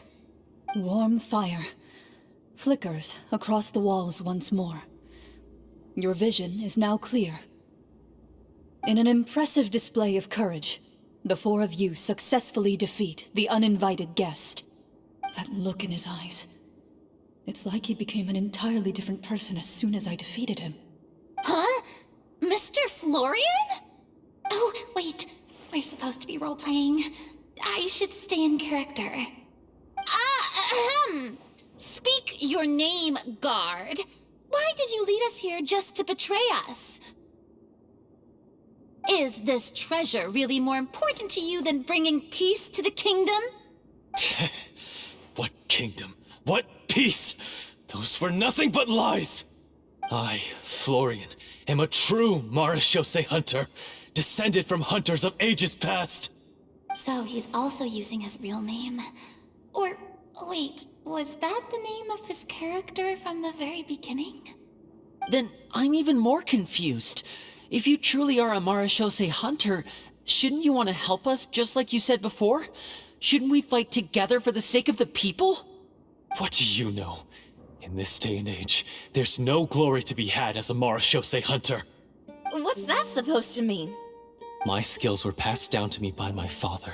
We lived a life of obscurity in the remote wilderness. Still, he devoted everything he had to being a Marashose hunter. And what did he get in return? A life of poverty and pain. In a world that forgot all about him. When he died, not a single person came to mourn his passing. The Marashose hunters were the ones who saved this city, were heroes. We deserved more recognition and respect than this. Is he talking about how no one in the capital seems to remember the hunters and their legacy? I didn't expect the script to contain this level of social criticism. So that's why you want to take the treasure for yourself? You feel like you're owed fame and wealth? If you already knew where the treasure was located, why didn't you just come down here and take it? Because I still needed the final key. Only a true Marashose hunter is capable of passing through this final door. As someone who sought to hurt others for his own gain, Florian lost that right long ago. Okay, but what is this treasure anyway? We've got all the keys, right? So can we just go in and take a look? You're sure you want to go in? We've been talking about it for so long, of course we want to see what's inside! And we've already defeated Florian, right?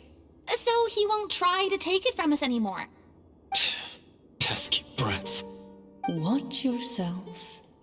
Then let's open the door together. All right. Your choice of action is confirmed.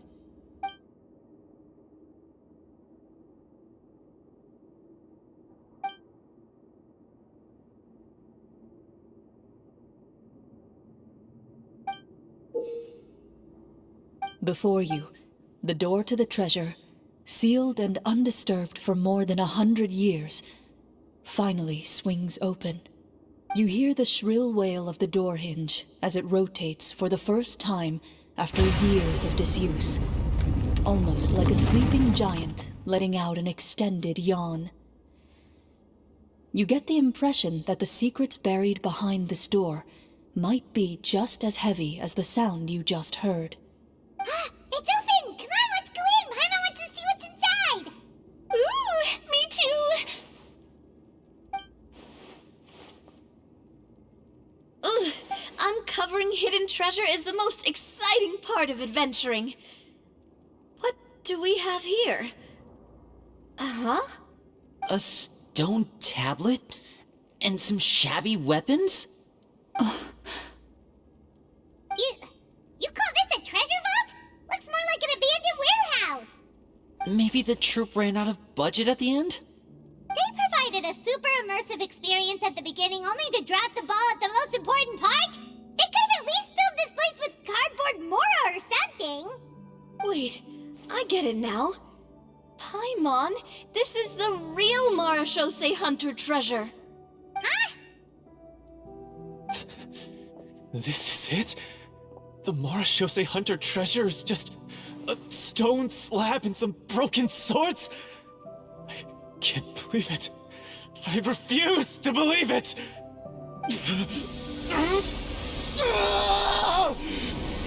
Whoa, are you okay? The Marashose hunter before you appears to suffer a serious mental breakdown. He needs to leave the room for a moment to collect himself. One of you seems to understand the significance of the treasure already. If the rest of you wish to follow suit, you may remain here in the meantime and explore your surroundings.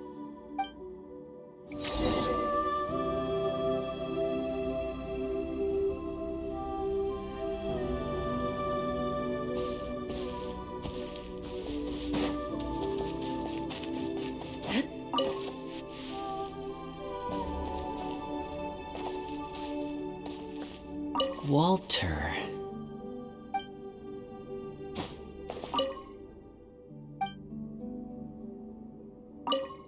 What is the treasure supposed to be? What is The names on the tablet. The old and broken weapons.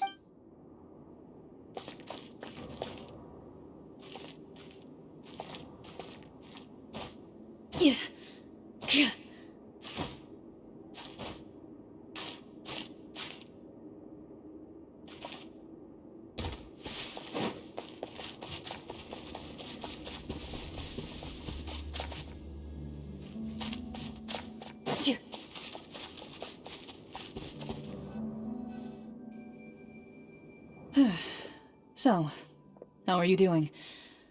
Feeling any better? What just happened? Do you remember how you got here? Or what happened to your body just now? I remember now. I brought you here because I wanted to... The explosives in the cave! You mean these? Huh? How did you...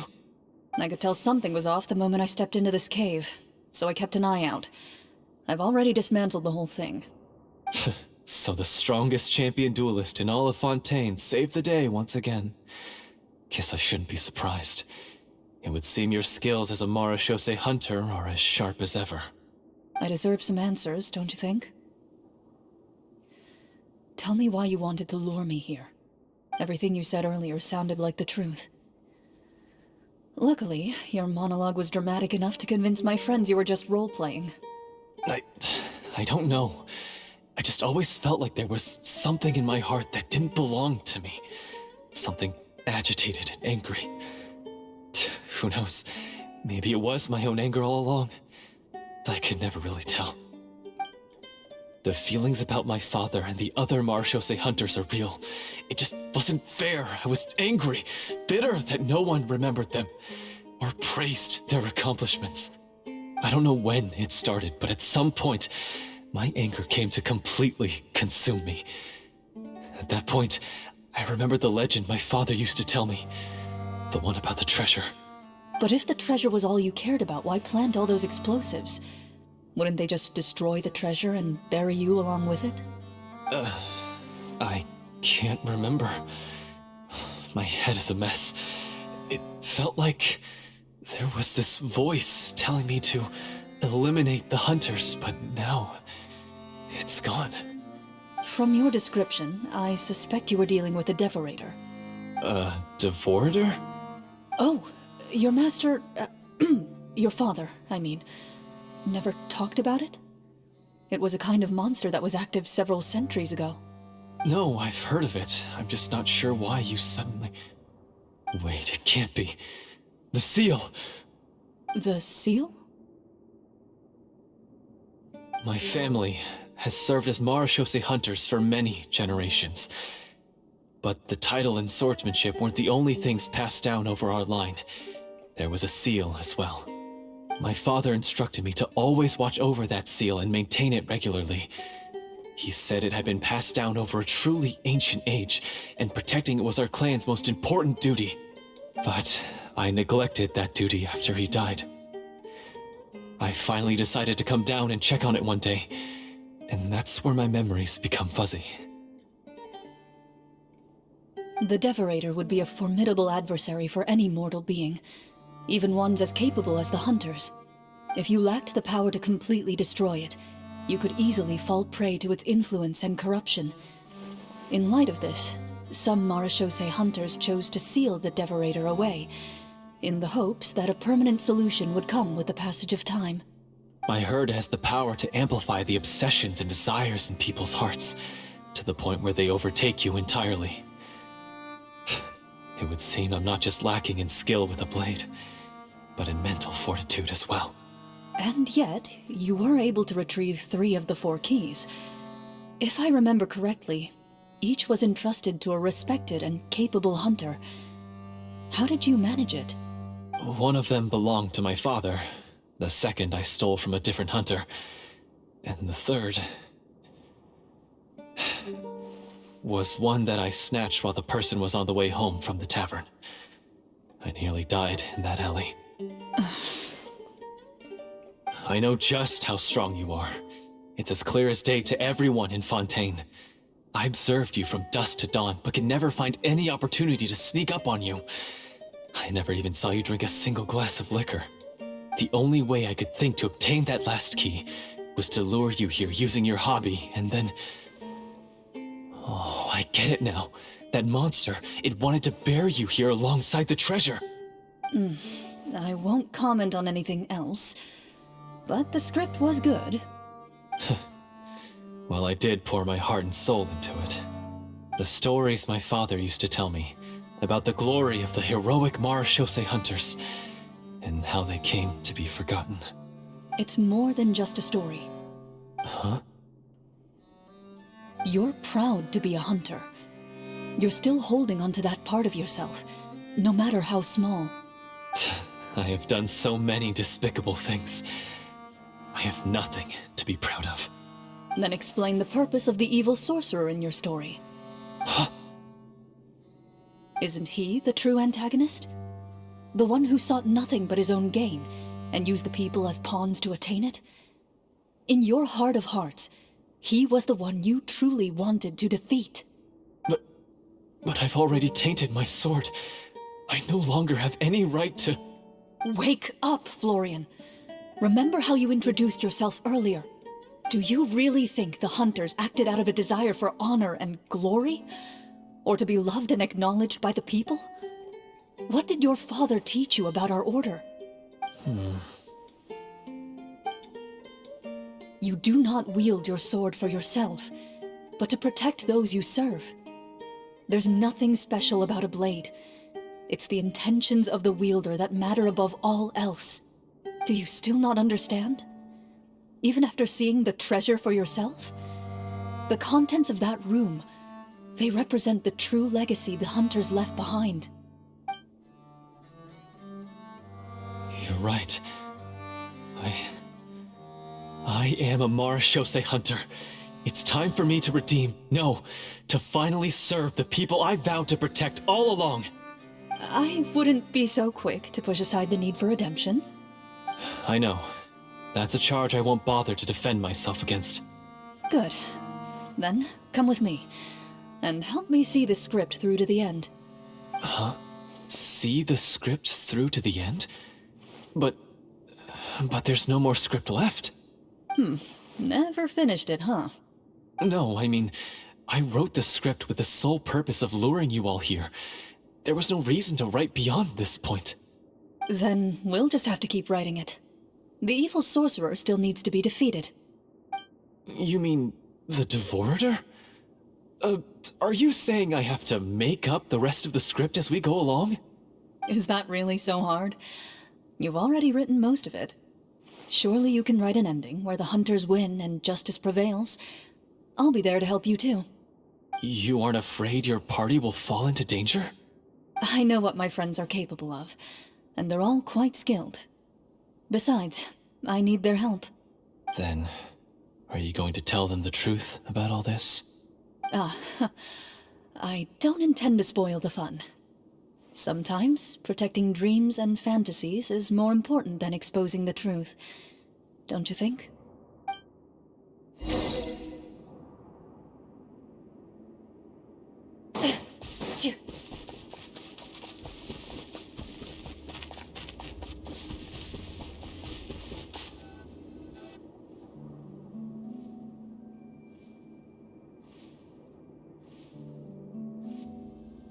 They're back! That took a while.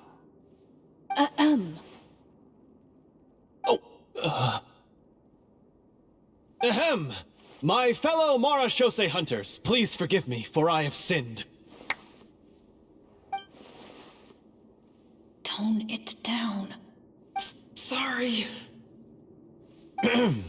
After crossing swords with you and witnessing your courage in battle, I've rediscovered my true self and regained my pride as a Marechaussee hunter. Oh, Do I smell a redemption arc? I confess, I was brainwashed by the evil sorcerer. He asked me to lure you here so he could bury you in this cave. That little... Wait, you're saying all of that wasn't you, but the evil sorcerer? That's right. He's adept at manipulating the hearts and minds of the people. I fell under his influence because I did not possess a strong enough sense of will. And how are you going to prove that you're a changed man? We're not going to fall for the same trap twice. To be perfectly honest, I only came to my senses after seeing the treasure. It reminded me of my father's past teachings. The treasure was actually... The names of all the Marashose hunters from ages past and their weapons? Wait, you already know? Of course. Don't underestimate a veteran role player's exploration skills. Oh, wait, I mean Marashose hunter Navia's exploration skills. We just finished reading through the content of the stone tablet. That tablet recorded the lives of some fascinating people. For example, this Marashose hunter called Est. She inherited the responsibilities of the Golden Hunter and passed judgment on many people. But in private, she had a very easygoing personality. Her favorite pastime was singing and dancing with her friends, and she was said to have a beautiful voice. So, she was just like you. Oh, you really think so? Well, when you put it that way, I suppose I also have a few things in common with this Walter. Working as an executioner, he supposedly used a countless number of tricks to confound his enemies in battle. Oh, if only I could have seen the feats of magic he pulled off back then. Their lives were all so exciting. You could write so many cool books about their accomplishments. How could they have all been forgotten? Because they chose to be. To hunt monsters that only appear in the shadows, you must also operate in the dark. To be a Marashose hunter is to willingly give up on wealth and fame. Then this stone tablet must have been left behind by their companions. That's right. Few Marashose hunters ever revealed their identity to the public. They always protected the city from the shadows. The only time they spoke of their accomplishments would be at night, when they gathered with their fellow hunters in front of the bonfire to share stories of the monsters slain by their hand. So, this tablet was created not so that the hunters would be remembered by the people, but so that they would be remembered by each other. No wonder this place was so well hidden. You regard the stone tablet in solemn silence. The names of your comrades etched onto its surface serve as a reminder that you are never truly alone. The tablet proves that, although a hunter walks a shrouded path, it is not a solitary one. There will always be those who walk beside you, a fact that remains as true today as in ages long past. Their legacies shall continue to be passed down from generation to generation, as everlasting as the stone onto which their names are carved. Father, you once told me that I should seek out the treasure if I ever became lost. So this is what you wanted me to find.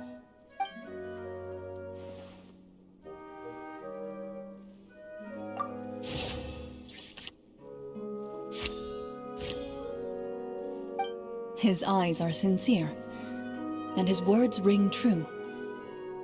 You can tell that every word he spoke just now came from the bottom of his heart. I implore you, everyone, please give me a chance to make up for all I've done. Allow me to fight alongside you and defeat the evil sorcerer that threatens the peace and prosperity of everyone in this kingdom. Well, I say we let you join. Sounds good to me too. Everyone makes mistakes. What matters is what you do to make up for them. I have no objections, but... Mr. Florian, do you even know how to defeat the evil sorcerer? When he took over my mind, I gained some insight into his thoughts. Every time I thought of the treasure, he reacted with a strong sense of fear. Huh? He's Afraid of the treasure? But there's nothing here except some broken weapons and the stone tablet. What if the secret's hidden inside these weapons? GM, permission to investigate.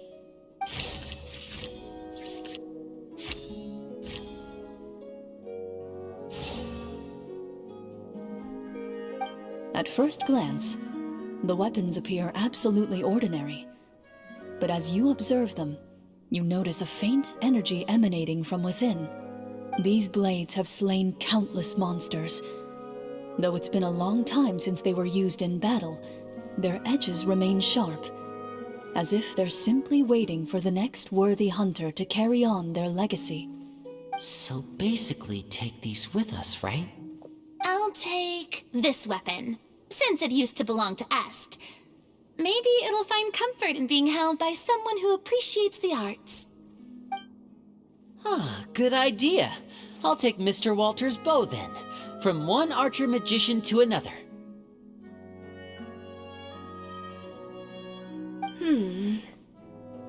Paimon's gonna pick a cool weapon too!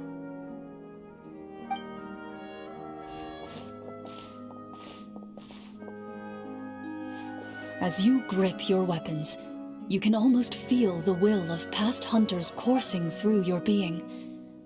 It's a feeling of courage, determination, a silent vow passed down from generation to generation that says, eradicate the monsters, no matter the cost.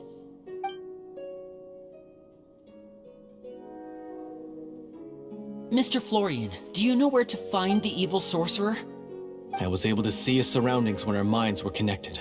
I believe he's currently hiding out at the church in the kingdom. We must be extremely careful. He's spent so long living among monsters that he's now taken the form of one. He will not be easily defeated. Then why don't we explore some more and try to find some higher level gear? We don't want to just fight him and lose, right? Oh,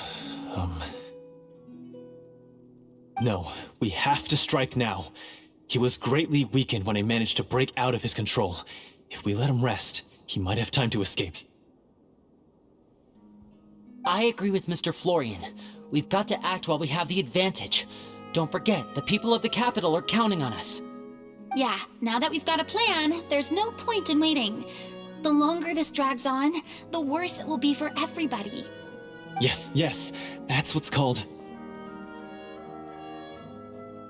Yes, that's exactly right. Alright, you've persuaded Paimon.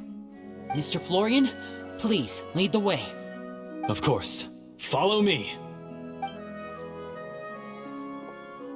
He had to set up so many scenes today, and now he has to join in for this last part.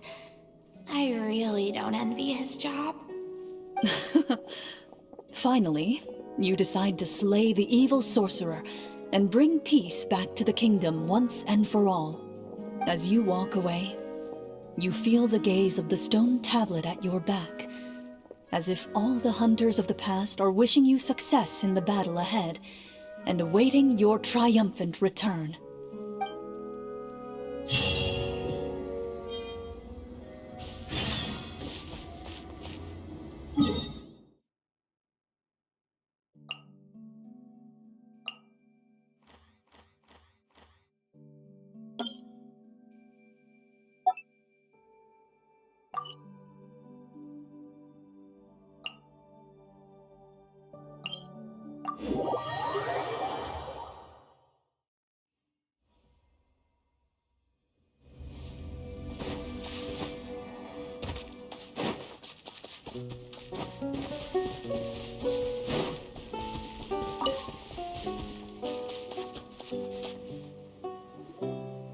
Finally, you arrive at the church Florian described.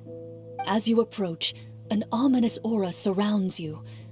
You get the sense that your enemy is close at hand. How strange. This uneasy feeling seems so real. How did they manage that? Now, it is time for the final battle. Let's go!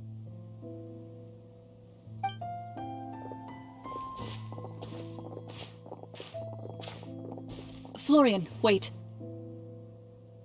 What's wrong? I think you should wait outside. You've already been corrupted by the Devorator once. It could easily re-enter your mind and take control of your body. I don't think it's a good idea for you to be this close. If it corrupts you again, it's possible you might take on a new form entirely. That's exactly why I have to go. Why I should be at the very front. You mean...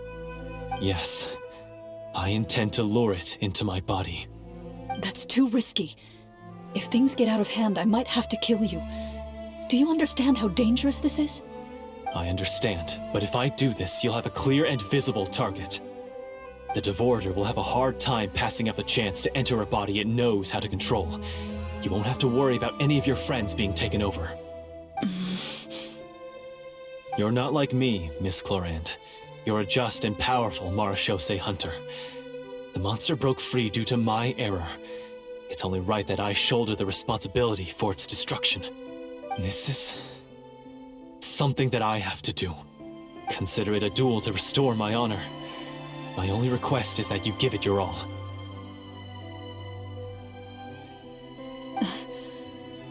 I understand. Then, as a champion duelist, I hereby accept your request for a duel, and extend to you my most sincere regards. Thank you. The battle is now upon us. Let the Devorator once again tremble under the blade of the Marechaussee hunters.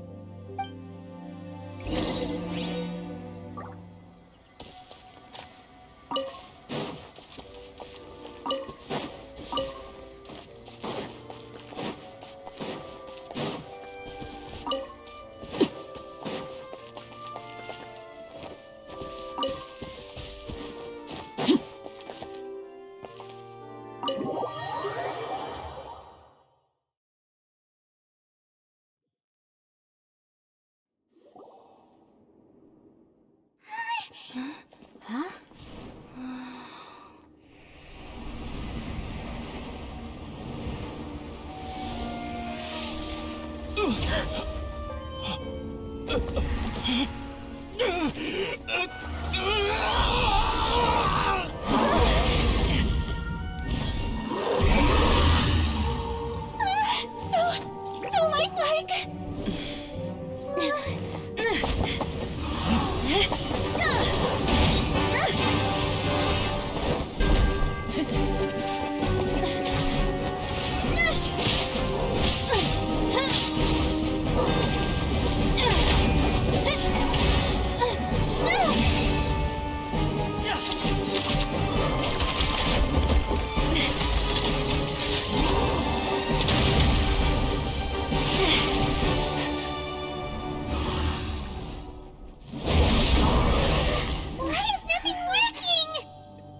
This foe is not invincible. You hold the treasure. The power to defeat it in your own 2 hands. The treasure? You mean... The names! It's the Marechaussee hunters' names! How are we supposed to... You forget, Paimon? There's still one skill we saved until the very end. Hunters fight not for fame, but to aid the people whenever they are summoned. Walter the Marechaussee Hunter, master of 1,000 tricks, executioner of the Phantom Hunters, I call for aid! Est, the Marechaussee Hunter, inheritor of Cassiodor's will, judge of the Shadow Hunters. Answer my call!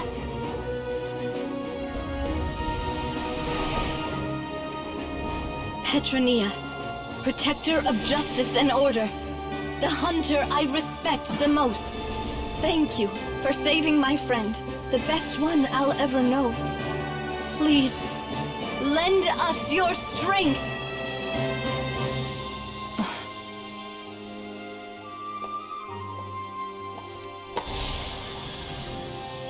We have come to answer your summons.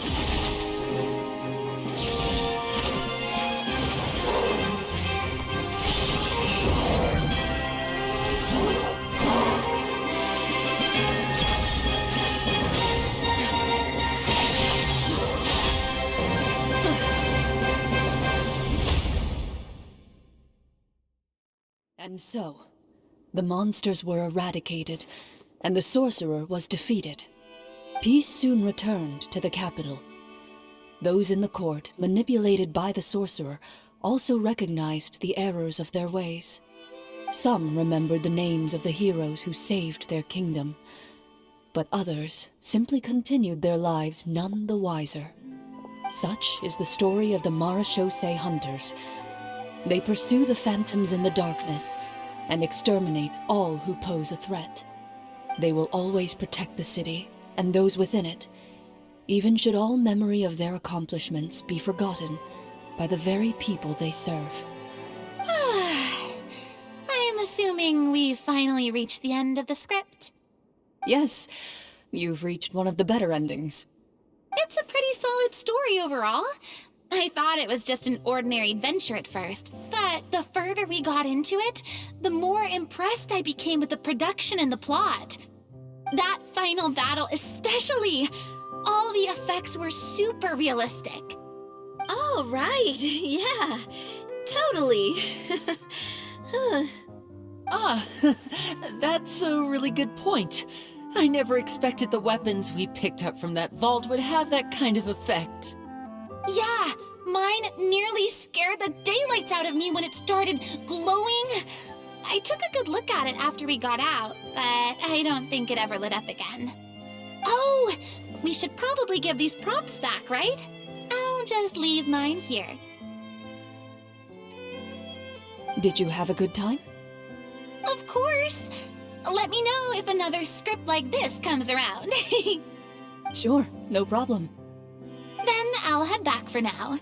I think I need some time to fully digest everything that just happened. Once Mr. Florian is awake, please pass on my regards to him. He must be extremely exhausted to have passed out cold like that. You're right. He's had a lot to deal with. Well, see you all some other time. Toodaloo!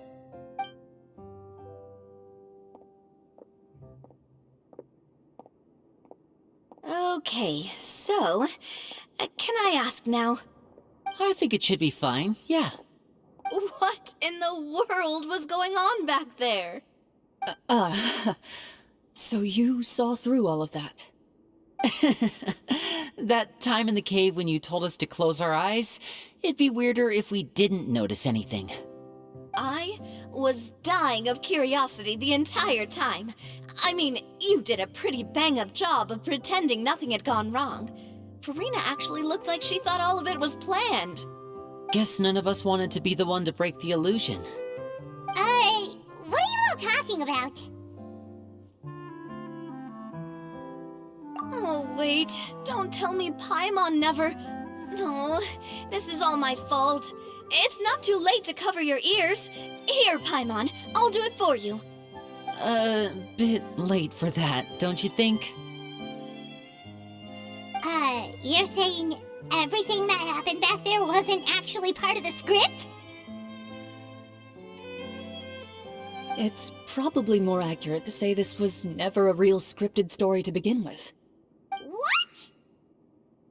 So loud. My head. Hey, you! Get up right now and explain yourself! No shaking, please! Oh, my head.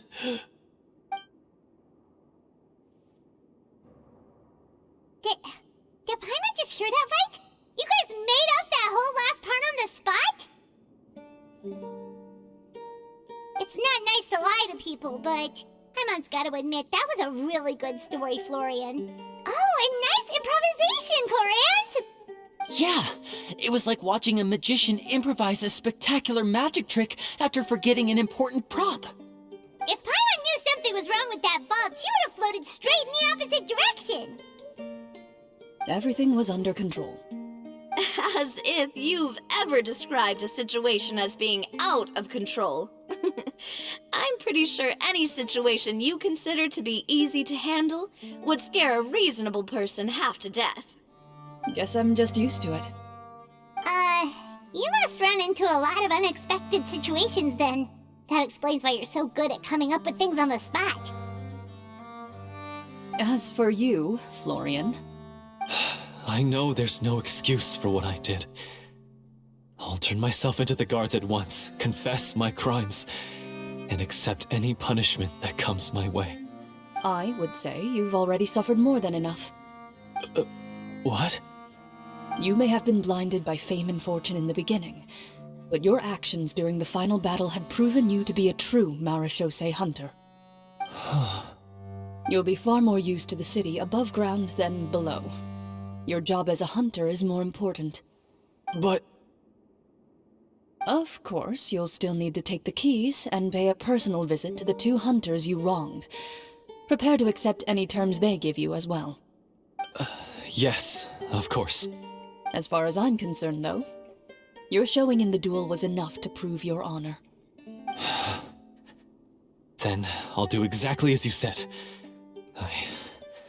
I'll go return those 2 keys right now. Thank you so much, everyone. I'll do my best to prove myself worthy of the second chance you've given me. I swear this on my name and honor as a marechaussee hunter. Until we meet again, everyone.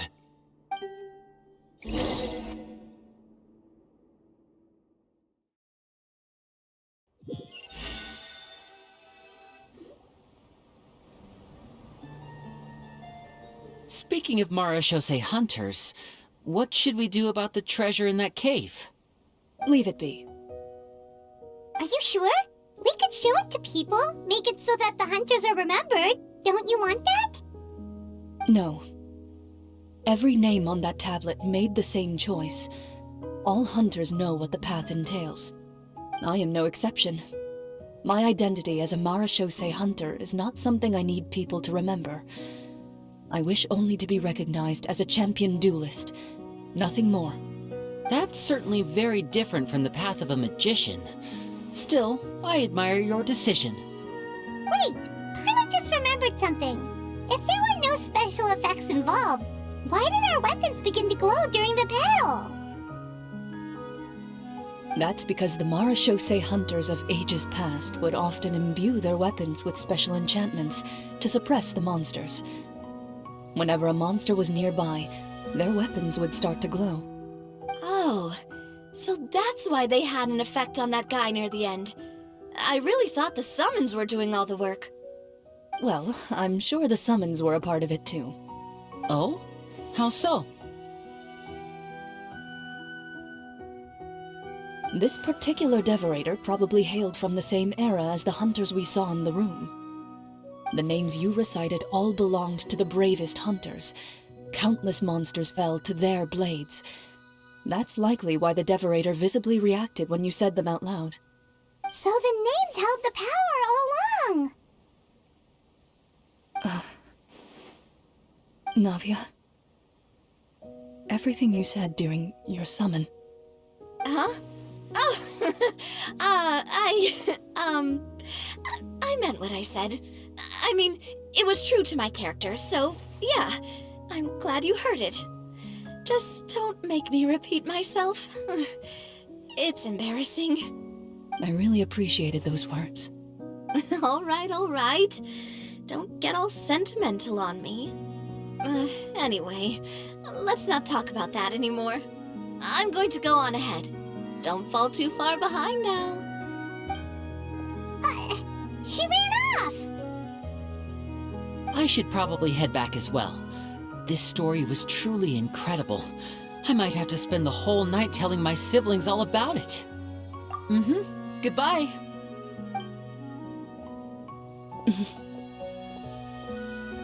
Traveler, should your name and deeds be forgotten, what do you think the significance of your journey will be?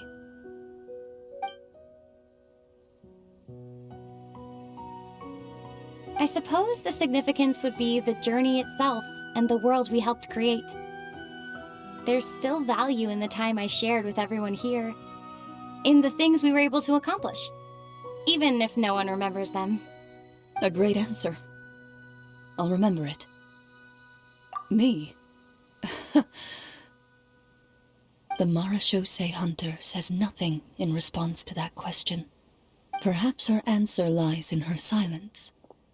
An unspoken vow left to echo through the night. The path she walks needs no explanation.